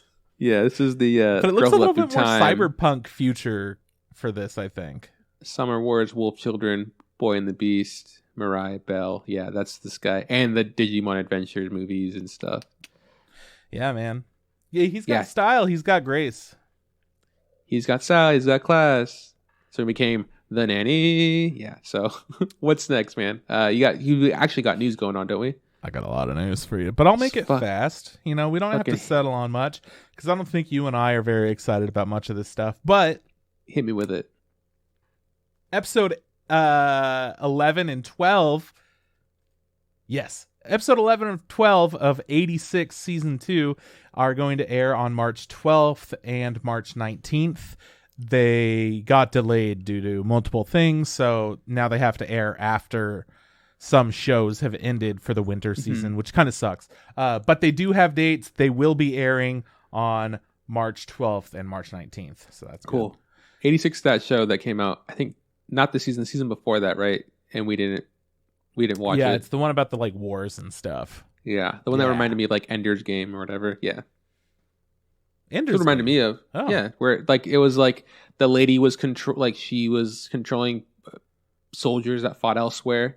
and they're like, we're not even human. So there's the whole idea of like someone moving other pawns. You know what I'm saying? Anyways, that makes sense. Yeah, that's what it reminded me of. I didn't watch it, but I remember being like, this is interesting. Yeah, that first not enough to watch it. Where she like goes and meets all of the people that Anyways, he's just controlling or manning. The show seemed interesting. People love it, but it didn't have that thing that made me go, I want to see more. Yeah, so, but good that those episodes are going to come out. People can enjoy that, so that's good. Pop Team Epic Season 2 has been announced. You got opinions? This is one where like I really like Pop Team Epic, but I haven't seen it all because like it's really out there. It's really different, right? And the fact that you pointed out that like the episodes play twice in a row and they're different blew my mind. I know, right? So weird. I guess it's cool. I guess that a second season, I'm not like upset about it. I know that there's a dub for it in English. Maybe I'll try it in English. But yeah, those characters are funny looking, and there's some really like experimental animation that's done in that show. So I think that's good. Yeah, that's good. Good for them. Yeah, I'm always down for like giving people opportunities to be experimental and try new shit. So season 2 of the same old shit. Let's see. If they do anything like wild and new and totally game changing. Speaking of wild and new and totally game changing, Bleach is back, baby. Bleach 1000-Year Blood War arc is going to air in October this year. Is that so that's an actual show or a movie? That's what I don't know. I think it's a show. I'm gonna look it up. I'm like 95% sure. Like a show. 90% sure. They have a promotional video of it from like an earlier time, you know? Yeah. Well, that's cool. I mean, I have been seeing like this artwork go around. You and I aren't super big Bleach fans, but I know Bleach is huge. It was, one of the big three. I will for sure be asking my Bleach expert friends what the whole deal is with this 1000-Year Blood War thing is. But that's good. I'm glad that an older IP gets some love. So cool. Yeah, it's being made by Studio Pierrot, which I think they're the ones that did like Naruto and stuff. Yeah, right? I think so. That sounds about right. I wonder if they did the original Bleach. I'll look into it, but if I had to guess, it is going to be a show. It's a full adaptation with no split core, or if it's a full adaptation with no split core, and they go over the entire story, it'll probably end in like a year and a half. Oh, damn! A year. Okay. Keep going. If they never stop with it, like if they do Black Clover shit, Yeah, they'll just do 50 and be done. The way they promised. Who'd you say? Who? It's. Yeah, that's the original studio that did the. Oh no, hold on. Yeah, it's the same studio. That's cool. Good for them. They seem to be doing. They do those classic old ones, right? Like, Naruto, fucking. Yeah, the story arc should be around 200 chapters, so it's a hefty one. Nice. So, yeah. Good for the Bleach fans out there. For the fans of similar things, maybe, I don't know how you see stuff. Jujutsu Kaisen 0. We're talking about that for a minute. Jujutsu Kaisen 0 grossed over 1 billion yen, which made it become the highest opening anime film in 2021, which is a pretty big deal. 1 billion yen. Did that beat the other movie that Mugen's Train? Demon Slayer came out in 2020, I think. I'm just saying, like, is it? No. But it's it's pretty big. 1 billion yen in dollars is $8 million. Yeah, it broke some box office records, I think, for the first night it debuted. I guess. I don't know. I didn't pay much attention to it. Being a fan of things that aren't Jujutsu Kaisen, I didn't pay as much attention to Jujutsu Kaisen as the other things, and I barely paid attention to the other things. You know what I'm saying? That's fair. Because I just fucking suck. Hey, the Faraway Paladin Season 2 has been announced. The Faraway Paladin. Faraway Paladin is a show that just finished airing in winter. So it was probably one of those, at the fall, whatever. It was probably one of those last episodes at the end. It has like a picture that says, "We'll be back." One of those things. Yeah, it just, the Faraway Paladin, I think that was the one about the boy who woke up and like monsters were raising him. I think that's Is that that one. the Faraway one? Because I remember there were two. There was two Paladin shows, I think. Yeah, So, yeah. And I'm like, No, I don't remember which one it was. I'm looking it up right now. Yeah, that's that one where he was being raised by like a ghost and like a skeleton dude and something else. But yeah, cool. I mean that show. I think it looked nice. I was just kind of I wasn't feeling it. But good, season 2. Let's keep it going. So I can do it, baby. Hey, the Quintessential Quintuplets the Movie is going to be over 130 minutes long. That's what I'm talking about. That's about 7 episodes worth of content for the Quintessential Quintuplets. That's great. That's like my favorite show. So I'm super stoked. Can't wait to talk about it. I hope that Best Girl wins or whatever. I can't wait for that one quintuplet that I like a lot to win, you know? Yeah, I do. Yeah. I think he marries all of them. I think that's going to be the twist, that he actually just takes turns marrying all. It's just being like with a all of them. polyamorous situation. Yeah, I think that's what it is. All right. That way everyone wins. Burn the Witch information is going to be released this year. Remember that? That shit was dope. It was cool. Sick. It was pretty cool. Isn't it made by the Bleach guy or something? It is the Bleach guy. Yeah, I ended up reading the. He's the one that said there's going to be more information. I just couldn't remember if it was the Bleach guy or not. Yeah. But it was for sure the dude who made both. So yeah, no, I ended up reading the manga or the few chapters I have for Burn the Witch because I was like, oh, dude, I want to get more of this. It's really short. It's just but it was good. And I remember really liking the anime. The world felt really cool. The magic was different. Yeah, the animation was cool. It was clean. Yeah, the character designs were rad. Had little dragons. There's that one dude. There's that one dude that like would ride a dragon and like spray paint. He had like spray paint cans and stuff.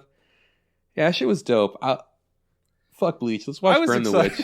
yeah, I was excited when they were like, Burn the Witch information. I was like, oh, bro, yeah. See, this is the one that I paid attention to versus Jujutsu Kaisen 0. So, sorry, guys. I got a little excited about a teaser of information that may or may not happen this year. Yeah, true. Cool. Dr. Stone Season 3 is going to premiere in 2023. And we're going to have a special about Ryusui in this summer 2022. That's good. That gives me enough time to finish Dr. Stone Season 2 because I forgot that was airing and that I was watching it. Cool. Good for them. Whatever happened with the Time Traveler Kid show? What's a Time Traveler Kid show? I don't know. He was an adult. The ruffians fighting each other. The little fucking bastard boy kept going back in time. Talking about? He kept going back to the future and back in time. And okay. Sorry, I get it. That's Tokyo Revengers. Thanks. Yeah. I finished that. Yeah. I feel like I remember finishing it, and I finished it, and then I was like tripped. I was gonna be done with this show, and they fucking did it. They ended on a huge cliffhanger. That's what it was. Yeah. When a second season comes out, I'm like the stupid dumb bitch I am, I'm gonna sit there and watch it.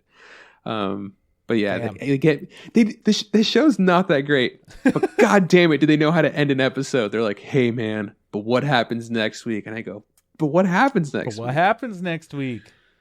Fuckers, yeah, that's that show. Stupid dumb kid time traveling. Fucking garbage. The Irregular at Magic High School is receiving a sequel. Cool. And that's the news that I have for you. That's a lot of news, man. I don't remember The Irregular at Magic High School. Is that like related to the Railgun guys or no? Nah.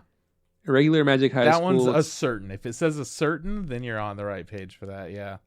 Okay, the Irregular one, is that the one where like the dude wants to fuck his sister or something, or his sister wants to fuck her brother? You remember that? Oh, that's the one where they both went into the other world together. Yes. And they. I think that's that one. Thing. Yeah, where she's just like she's super hard on for her bro. That's this hot. shit looks good. Yeah, this shit looks good. Yeah. So that's all the news that I have for you, my guy, my man, my guy. Dope, man. Let's get into this massive fucking wrap up episode we got going on. Huge fucking, oh my god, this is gonna be a 12-hour episode. Oh my god. Fall anime wrap up 2021. We are starting off with Komi Can't Communicate, made by OLM. They've done Odd Taxi and Pokemon Generations, and this is a show that you could watch on Netflix that is about to finish airing tomorrow. Yeah. Tomorrow. When this episode's up, you should be able to maybe watch it on Netflix. Yeah. How is it? You liked it? You watched it? You're watched almost it. done with it. You have one more episode. Before I get into that, you said that these are the same guys that do Odd Taxi. Did you see that they're doing Odd Taxi the movie? Did you see that? I don't know if it's an OVA or anything. I thought we talked about it. I couldn't remember. I think it might have been on the podcast, maybe not. But regardless, I don't think either of us have good feelings about it. But we're gonna watch it. Oh yeah, we have to. Yeah. We have to watch them either make something that we love better or bastardize what we found. We loved, like a little hidden gem. You know. Fuck. I think we might have talked about it. Anyways, I remember that. Anyways, fucked up. Yes. Who makes a movie about a show? That's done. On. That's like over. Yeah, I mean, and it ended on a cliffhanger that I don't think we were supposed to know the conclusion to. So. I don't want to know the conclusion to it. Not like Violet Evergarden that ended with a cliffhanger that I wanted to know the conclusion to. And then we got the answer, and then we got the answer, and we were all, we had different opinions on it. Not you and I, but us and other people. World. Yeah. Us and the world and the way that they perceive love. Yeah. But anyways, Komi can't communicate. Pretty different from both of those. Yeah, no, absolutely. So Komi, episode 1 really hooked me. It was pretty beautiful. A lot of it was visually. Yeah, and it was also fun and just a charming little slice of life comedy. It's animated really well. I fucking love the intro. I really like the outro. It's great. Like, and when I say it great, it's great. I mean, it's fine. Like, it's an absolutely like serviceable. Fine. It's fine. Like it doesn't do anything that like breaks the mold. The jokes are pretty much the same. Like, Komi, for people who don't remember what this show's about, it's about a girl who goes to the school with a bunch of other really, wacky people. And she's gorgeous. She's like the perfect person. People idolize her, but nobody knows her. People drool over her, and she's really quiet, and she doesn't really talk to anyone. And it's not later on until we find our main character finds out that it's not that she's like aloof or doesn't want to talk to people or think she's better than anyone. She just physically can't. Like, she suffers from a massive social anxiety, and she just can't talk to people.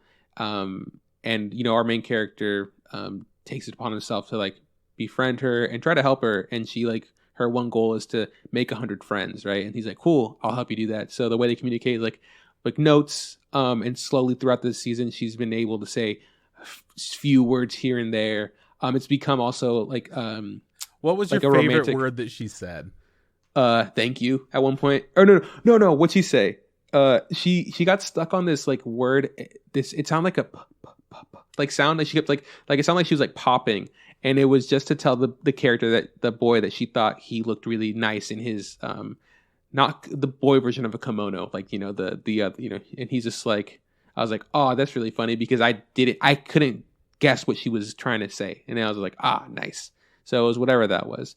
But yeah, by the end of the show, at least where we're at now, it's become really evidently clear that it's also like not only is like a just like a comedy, a funny show. It's like a romantic comedy. Komi has fallen in love with our main character. Our main character crushes on Komi, but just because everybody else does, and he doesn't think he has a shot with her. And there's other people who've picked up on the thing that like, oh, she likes him.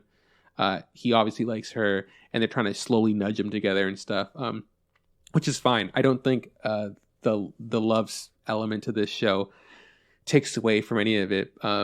It's just it's an okay show. It's good. I watch it because it's easy to watch. Like plug it on. I can watch it.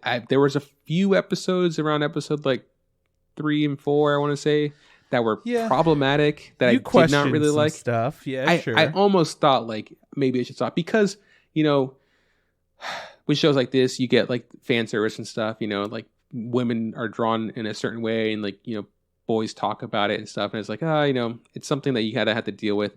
But there's like a couple episodes where it's like, this might be too much. Like this just might be like a very perverted show that isn't for me. I'm glad I stuck with it because there were really like cute moments. I really liked when Komi was with her family, especially her dad, who also is very stoic, and like the way they communicate. I liked our main character boy. He's just like a good dude. I really like his design. It's like really stupid, but like for some reason his hair design is just like, well, it's just kind of like favorite. Off to the side and like he's got swoop and he's got a like little thing in the back, right? Yeah, it looks like a 3 sprout. I think it looks more like a SpongeBob SquarePants like flower in the sky, you know? Like sure, it's like, yeah. It's very strange, but I really like it. Yeah, and there's nothing really I can say like too much about it because like it's just okay. I've seen better shows. Damn, coming in quick. I have seen better shows, but for this season there wasn't really. It's crazy that you could come away and be like, yeah, out of the like 3 shows of 30, this one was okay. It was fine. Like, not even that great. What happened with all the other shows? I almost feel like if this show or that like My Senpai is Annoying show, like, you know, where like the office chick falls in love with her boss or whatever, I could have probably interchanged either of those. That. Yeah, you think so? I'll tell you how it is. I could have watched that one or this one essentially. Like, they were both essentially a toss up, but yeah, it was just from the other shows that I watched, which was only 2 other shows. The stakes for Komi Can't Communicate were so much lower. Oh yeah, absolutely. So like the other shows, you know, obviously tower above the show in my opinion, and like ratings or whatever. But there were moments in those shows that were really stressful and like really action packed and like really dark and sad. And this show wasn't that. You know, this show was just a different kind of vibe. Really nice. Just turn it on. Have a couple, you know, ha-has and, you know, see what Komi can't say today. And it was really formulaic, but it's good. I think it's okay to watch something that like this every now and then. Oh, hell yeah. Yeah. Easy watching. Yeah. So yeah, that's all I really have to say about Komi Can't Communicate. It's okay. Yeah. Great intro. I fucking love the intro. Great. Yeah. Yeah, great intro and animations. It was the okay. Dust. The chalk dust is my favorite for sure too. My favorite and character. There's lots of Komi writing on the chalkboard because she can't talk. So yeah. And you know what you mentioned earlier in this, like when we talked about this, was people were complaining about stuff not being translated that was written. I did notice it later on, like as the show progressed. Like there'll be times that something is written and I don't know what it's read unless a character reads it, you know, which is like kind of shitty. Netflix, do better, you know, kind of thing. You know, yeah, it's so hard because if you're committing to something like that, I feel like you have to go all the way and translate literally every part of it. Which is usually what happens when the Blu-rays and stuff come out. Usually like they have like more stuff going on. Or you just get a fucking fan sub, get it going. Yeah, and then that not a really fan dub. No, not a fan dub. Don't do fan dub. No, different thing. That's for other comedic purposes. Yeah, but chalk dust was super dope. So, yeah, hell yeah. Let's do the next one. I watched the Aquatope on White Sand made by PA Works, and they've done Shirobako and Maquia When the Promised Flower Blooms. This show was a roller coaster, man. I started it. It's 23, I don't know, something around there, episodes long. So it was over 2 seasons of anime. And the first half of it was just like, yeah, all these people absolutely love this little aquarium that's coming to. It's about to be closed, but if enough people go there, then it won't be closed and all that shit. So they were trying to find new ways to get people involved. And this idol girl comes there and she works there, but they don't advertise that she's an idol. She's just like fucking vibing there and whatnot. But yeah, it's it has a lot of spoilers because it's so long. Yeah. But I don't know, like, okay. 24, by the way. That's how many episodes it says. 24. Yeah. So essentially the first half is that issue. And the second half is everyone figuring out what they want to do because it was bound to close. I believe the subtitle for the show, which isn't in the title, is something about like we met in the ruins of our future or some shit like that. Right? So here, let me fix something really quick. That should be good for my audio. Anyways, the first half of it was like a lot of hope, and then everything was taken away. It became like, oh, now all these people have like severe depression issues and a bunch of stuff's going on. And then it kept being, oh, here's the new issue, here's new problems, until it finally resolved in a way where our characters were able to deal with their issues in certain capacity. Some of them, you know, had more positive conclusions than others. And it was a really interesting show. I didn't expect it to go all the different ways that it went. It was more so a slice of life about aquariums a little bit. So it was just like some fun extra information. And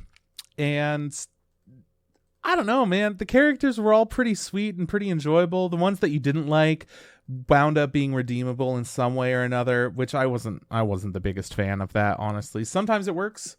In this case, I didn't like it too much. Oh well, fuck it, whatever. And it was beautiful. It was a gorgeous show. It had pretty music. It was very emotional. Had lots of sea life, lots of fish and animals and creatures that I love watching. It had interesting messages about aquariums and stuff and the people that work there, saying like, you know, there's a bunch of pollution out in the ocean and there's all kinds of different issues that we can bring forth to the community, to the public, and maybe having more awareness of the issues can put more pressure on people to fix it, on their governments to fix it and whatnot. They had little issues with that, and then other people are like, look, man, there aren't things that we're capable of doing all the time. We can only do so much. So the best thing to do is get the community here, get them interested in sea life in general. We don't need to talk about the issues all the time. We can even like have problems that go wrong and like, fuck it, they just go wrong. Sometimes the animals just die.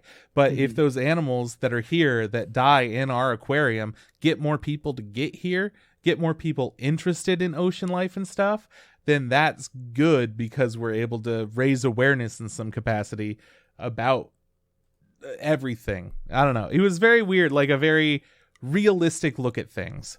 Was the show educational? Because I remember you were telling me that like in some ways there was like a certain sea animal that no one knows anything about. Like, and I was like, what? Is that true? And you're like, yeah, like no one knows anything about them. I was like, what are those? Yeah, sometimes that happens. I don't know. It was a sea slug.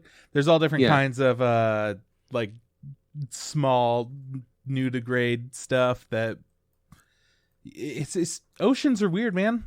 Like it's hard to know specifically what they eat, that kind of thing. Like we could try to monitor their diet, but honestly, it's like, oh yeah, well, for whatever reason, they can only exist here and we can't pinpoint what it is that keeps them alive and healthy and eating and whatnot. Because it seems like they eat this, but maybe they only eat this because these other things are also there that make the thing that they eat slightly different. Like, it's complex ecosystems, you know? Wouldn't you know? Yeah. More than anything, this was just a show about people that are dealing with personal issues and that love sea life. So it gave very realistic perspectives of like overworking yourself and general depression and like listlessness, the difficulties of like parenthood while working and divorce, and like all these different bizarre perspectives that I never anticipated to be in a show about an aquarium that was about to go out of business. And there was a whole magical kind of element to it at the beginning. It was some like Adachi Shimamura shit, you know, with the little alien kid that you talked about. Yeah. But then it didn't deliver all the way at all. It just kind of like fucking poofed. Like it went more or less out the window by the end of it. It was still there, but it wound up being nothing. Significant other than like, oh, you know, tradition and like lore of the oceans and sea towns, whatever. Fuck it. It was gorgeous. It was such a fun show to just look at. Every time that it would have the outro, it was just like very pretty sad things all underwater. And I'm like, yeah, I'm into that. All right, show me more of it. while having other beautiful things. Like one of the characters was in a marketing department, and she wound up coming up with weddings. They could host weddings at the aquarium, and they would have it in this area where they're entirely encapsulated by an aquarium. And you like walk up in sand, so it feels like you're in the ocean in some capacity, sitting on the ocean floor. And it was fucking beautiful. It was such a good show to enjoy. Just every shot could pretty much be like freeze frame. Still, I'm taking that picture. It's great. Yeah, but overall, no, it wasn't my favorite show of all time. I just had a really good time watching it, and the ride that it took me on emotionally was different than a lot of things I would have expected from a slice of life about an aquarium. But remind me, did this show make you cry?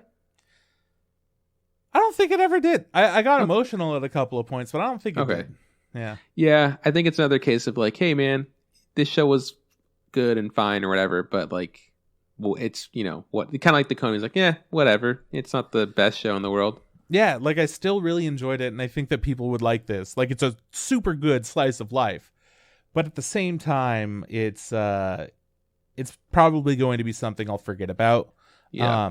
It did wrap up, I think, in a pretty good way. It did some time jump stuff. A lot of time passes throughout the show. Yeah. Has a lot of sad moments, but it's not gripping me. Yeah, like the biggest compliment you had was like, it's gorgeous. Like it is absolutely beautiful. Oh, fuck, it's so good. The character designs are great. The aminals are doing aminal things. And there's fucking, look at the anime, dude. But also another look at the anime situation. Mushoku Tensei, Jobless Reincarnation, made by Studio Bind, whose studio was created for this anime.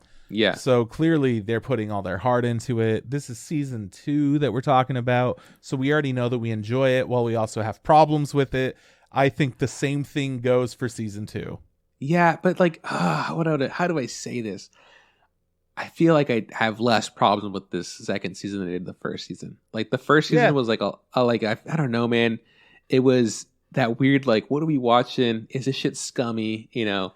And second then, season, you're in it, and you're like, I was like, yeah, it's I kind know of what's scummy, going on, but like, it's not that bad in a lot of cases, and it was still kind of scummy in a few situations, but it never felt like that same level as of that first season. Yeah.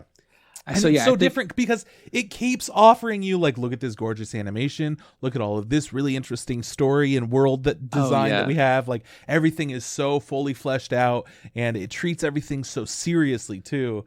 The jokes are mostly sexual, which is always uncomfortable because like it's a child / 30-year-old that's being gross about things. I don't know. He's like, it's always this. Yeah, the joke's always like boobs, tits. I'm a virgin. You know, I want. You know, it's like, oh, bro, I'm bricked up right now. I can't do my swords practice.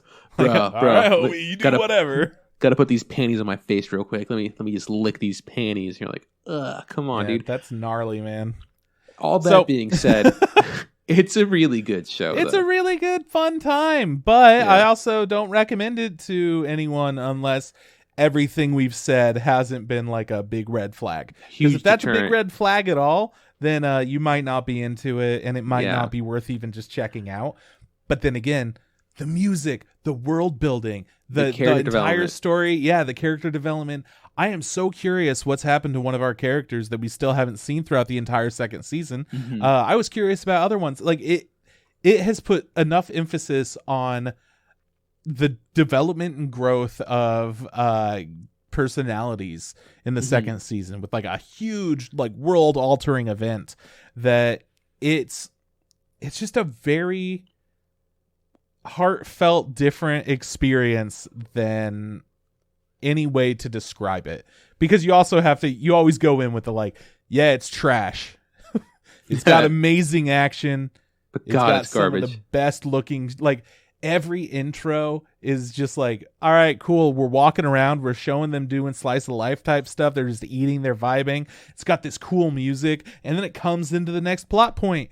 And it's great because we got to watch them travel and experience their lives out in this world and fully flesh everything out. It's not the same intro every time. I mean, they still have an intro, but they also like do this setup that's different from every experience previously. It always feels like, oh wow, this is a different way that they're traveling, kind of. Like, yeah. I want to say that probably my favorite thing about the entire show is the world that's been built. It just feels so vast. It feels that like every time that we go somewhere new, everything's different. You know, we're learning with our character, and as a guy who like I'm really sick of isekais. Like I'm just like so over them. It's like, I don't know. It's like a really like, it's a good one. It's like one that like, oh man, usually when something is isekai, it's just like instantly cool. I'm just over it. I don't want to fuck with it. It's really formulaic. Everything follows its rules. They're overpowered and stuff. And yeah, this isekai also has things where it's like, yeah, he has like knowledge of, you know, our world, and he has maybe a power set that's higher than everybody else. You know, he's, you know, out the gate stronger than people, but it's also different. Like they handle it differently. Like there's the point like in later half of the second season where like he fights someone who is absolutely like miles ahead of him when it comes to his strength and his abilities. And I was like, I did not expect that. I was like, that was such a sick, like just altercation. We had our group go with like this one other person. And it, you know, it brought up more questions, and, you know, it made the world even more, you know, larger. Yeah, we're like, all right, so season 3 is maybe about gods. I don't know what it's about, like, you know, and I'm super excited. Also, on the point of isekais, I'm a fan of the fact that we get to see him in the real world, that we see flashbacks to who he was and like how that's changed who he is in this new life. Because he's a scumbag, you know, dirty perv or whatever from season 1 that we hated, right? Yeah, but then we get season 2, 14 years or something like that since life. Yeah, and then we get to season 2, and we're like, I understand why you are the way you are, and you know the things that were done to you are horrible, and why you became a shut-in, and you know that character has grown so much, you know, even though like he's still a child, right? But at the same time, like, there are isekai that people say the exact same thing about. I'm thinking about ReZero. Like a lot of characters do, or a lot of people do not like the main character up until a certain point where they're just like, you know what? Actually, he's pretty fucking rad. Whatever. This show has that same feeling, but at the same time, it was so much more captivating to me. The whole like gimmick of this show was less gimmicky than ReZero, I guess. So it was more of just like, yeah, it's just an isekai, but like we're talking about this guy growing and improving and living a good life compared to his last one, which is pretty typical, pretty normal, with a heavy emphasis on like, yeah, but also his dad was like this crazy adventurer, and so was his mom, and he's having this like crazy training going on. Like everything was just very different from the start than a lot of other isekais. It wasn't like you gotta figure it out, you gotta, you know, go from step 1 to step 2. It was more like, all right, so he skipped a few steps, and like he's literally gone from baby to this age, and we're, you know, picking up at he's 4 years old or whatever, and he's just learning he could conjure magic. You know, and going all the way through to when he's 14, which would put him like in his 40s.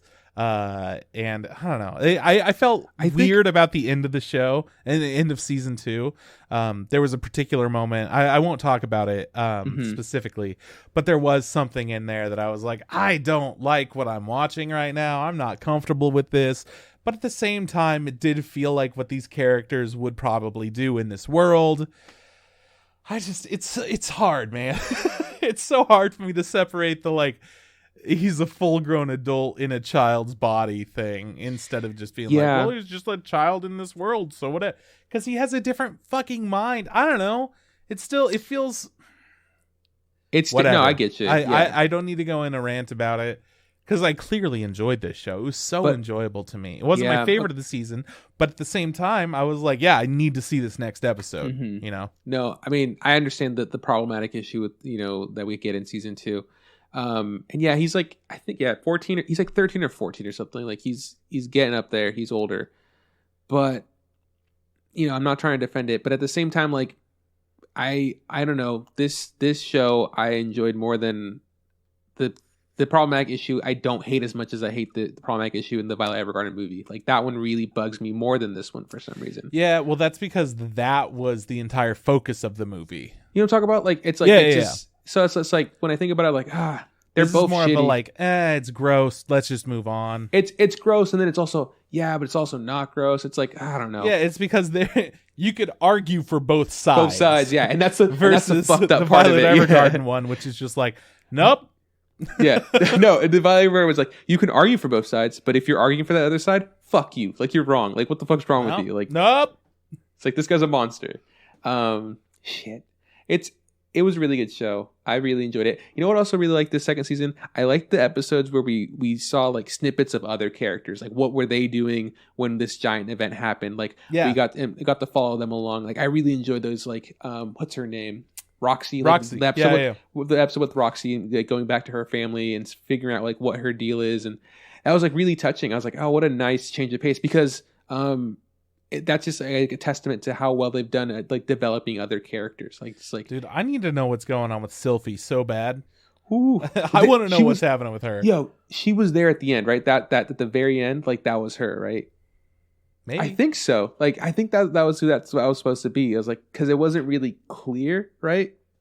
And then there's like the ending is like, him walking off into the wilderness, and we got like that freeze frame. I was like, I feel like we're gonna get another season. If the studio is created to make this. Yeah. I think they're making the entire story. I'm not very worried about there not being another season or not, because of the studio being created for this. And it is doing what it's set out to do. It's people are watching it. They are doing an amazing job. The music, dude. Oh man, the music's fucking, it's so atmospheric for like what's going on. It feels like very adventure traveling, old-timey fantasy, while also remaining like very like triumphant and whimsical. I don't know. It's got like so much shit going on that I love about it. I really enjoy Jobless Reincarnation, and I do think it's a show that people should check out if those weren't big ass red flags. Which, and if they are, totally understandable. Absolutely totally get cool. it. Don't watch it. You don't like it? It's not That's for you. Good. You probably shouldn't like it. we essentially hate watch this because like I don't like this. This guy's a sicko. Ooh, but it was they've got so much good shit though. But it's really funny is that at the beginning we're just like, but it looks so pretty, Trip. We gotta keep watching it. Like, and then it evolved from that. Like, and I remember you telling me at one point that you read somewhere that people were just like, hey man, he becomes a better dude, and you're just like, I was like, but when? And I think we're kind of there. Like, he has become a better person. He's not the best person, but I'm super stoked for season 3 if and whenever it comes. And yeah, I want to know what happens. I want to know what the big flash was. I want to know what some of the missing characters are. I just want to know everything. I want to know I want to know everything and more. It's good. Good show. Good shit. Finally, the best show of the season that is still continuing. Thank God. Yeah. Ranking of Kings, made by Wit Studio. They've done Vinland Saga, Attack on Titan, and a whole bunch more that we absolutely love. Ranking of Kings is a fantasy adventure show that looks very fairy tale to start out, and it kind of nestles itself into this like darker, more sinister fantasy that you wouldn't expect in the style that they've done. It has so much heart and so much just, it's so enjoyable. I don't know, everything about it. I love every character that's introduced, whether they're a good or a bad character. I am so fucking excited when they show up and we get to experience our characters that we already know and love interacting with them. Oh my God. The music, the animation, the story, I love it all. I think like this show, when it came up, like I saw a trailer for it beforehand. I'm like, oh, and what captivated me at first was the art style, right? I was like, oh, this is different. This is, not something that we're used to. And then after watching it, I felt like I was tricked. I was like, oh man, this show is is kind of like tougher and like more action packed than I thought it would be because of the way it looks. Yeah. And then as the show progressed, we got even darker like themes and darker tones. I was like right off the bat too, they were like, here's an emotional storyline that might make you cry, and I'm like, yeah. Okay, oh yeah, mom. Yeah. It did a good job of like always like, I guess like tricking me, because there were times where like I would see a character and like instantly judge them, like I fucking hate this character. This character's evil. This character deserves to burn in hell. How dare they hurt my boy Boji? You know, like, and then the next episode would be about them, and we see their backstory and like what they're about, and it just kind of shows us that like not everything's so cut and, you know, black and white. You know, there's like that gray in between. We don't know what other people's deals are, and I don't know. Like I always, every time I watch someone, I judge them wrong, because like everybody has their own reasons to do stuff. I've been duped again. Every time, dude. Like I hated the stepmom, and I was like, wrong. I hated the younger brother, fucking wrong. You know, like everything. I mean, hey man, they've got great reasons behind everything that happens, and it's so nice and so refreshing to have a show that's able to make you change your opinion on characters so easily. For them to go like, yep, here's really good reasons why you shouldn't like them, and you go, yeah, I don't like them for those really good reasons. Yeah. And then they go, but also turns out you fucking don't know what's going on, dummy. And I'm like, I don't know. You surprised? Right. I feel bad for everyone that I don't know about. Yeah, no, it's all the bad people are good. It's super cool, man. It's just very different. We absolutely fucking nailed it with this one, and because it's 2 core, I'm so happy that we get to see what continue. This is a manga that's actually still being, I think, published and stuff, and I think at the point it started from a web manga. Yeah, and I think at the point that it is now, like the anime is further than the web manga, so I'm just like, damn, it really is like kind of like like open season, like you can do whatever you want. But I have like the utmost like faith that they're gonna nail it, because everything I've seen so far, Studio has been good, just crushing it lately. Yeah, I don't know. I mean, clearly there's stuff that they've done that we haven't really enjoyed as much as others. True, or not at all. But the most recent stuff that Wit Studios put out have been some of the best anime that I've seen. Yeah, no, absolutely. I think Ranking of Kings has like solidified its, I mean, I guess I have to see how it finishes, but it's for sure one of my top favorite animes. Like it's just really fucking good. Like I feel like this is a show I can recommend to anybody. Absolutely. Yeah, Ranking of Kings just fits this special category of, if you haven't seen anime, it doesn't look like anime really. So people might be a little bit more open to it, because there's a whole stigma with anime, fucking whatever. Right. And it has a story that absolutely transcends the levels of like, oh, it looks like a children's like fairy tale. No, it's a much more mature adult story that everybody would enjoy as long as you give it a chance. It's hitting those Pixar levels while also being darker, I would say. And dude, Wit Studio has made so many good shows. Some of like my favorites, I don't know, top 10, top 20, whatever. But like Vinland Saga, Attack on Titan, absolutely up there. Vivi was so good. I don't know if I would put it in my top 20 or not, but it was really good. And then we have, of course, my favorite on Netflix that didn't win Anime of the Year, but it fucking should have. Great Pretender. We got Great Pretender, man. Yeah, and Wit Studio just has all these great people working on their animations in so many different styles. So whenever they go into a new style that we're not used to, at first it's like okay, well, let's just see, because I haven't seen them do this before. And then they always kill it. I don't know. This is going to be up there. It's going to be one of the greats for sure. I just don't see it. I can't fathom it following from like race or anything, but like what's coming up with like Spy and Family next, and then they're doing that movie Bubble that's supposed to be coming out too.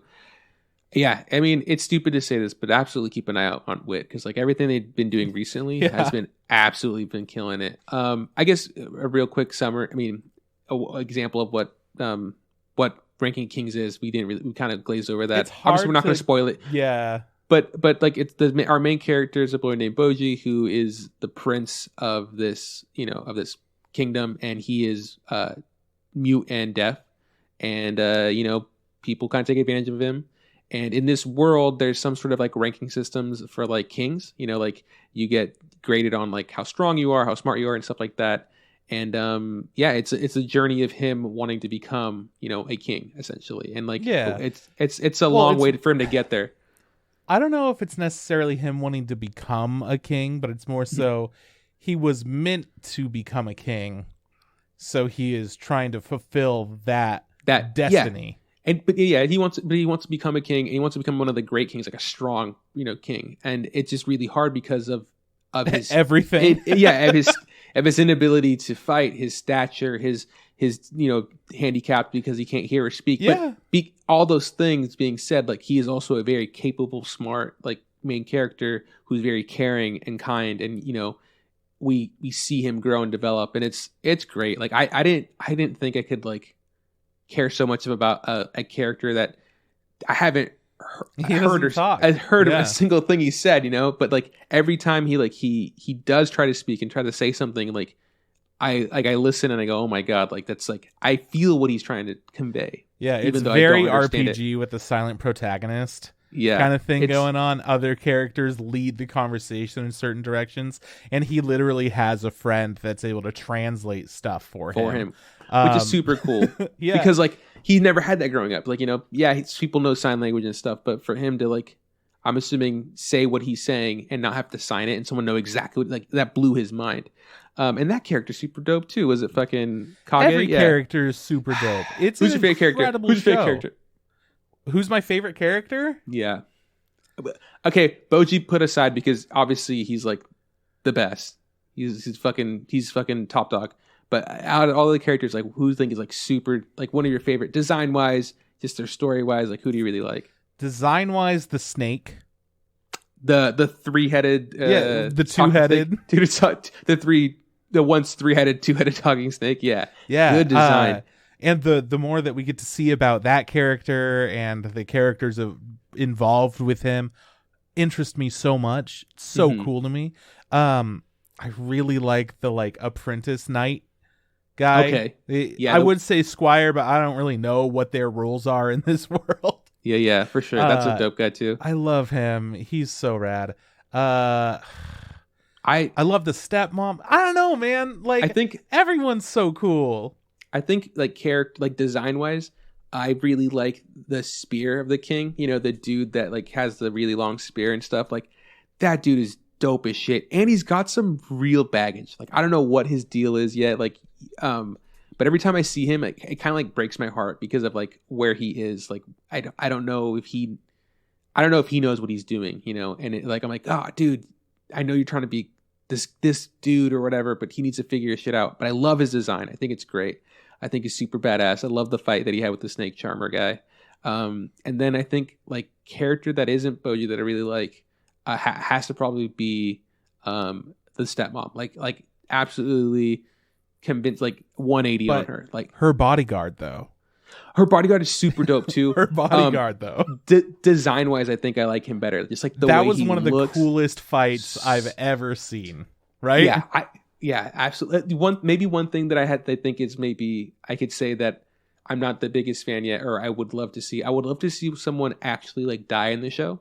I feel like we get a lot of near deaths or deaths that they're things that we're supposed to lead to believe that is a death, and then later on revealed to, oh, actually, you know, everything's okay. I would just like to see like other great shows, beloved characters be taken away forever. Like I think that's a step that they need to do, and I'm sure it'll happen. I just don't know when or who it's going to be, and if it's someone I love. One character death, like a real one, didn't we?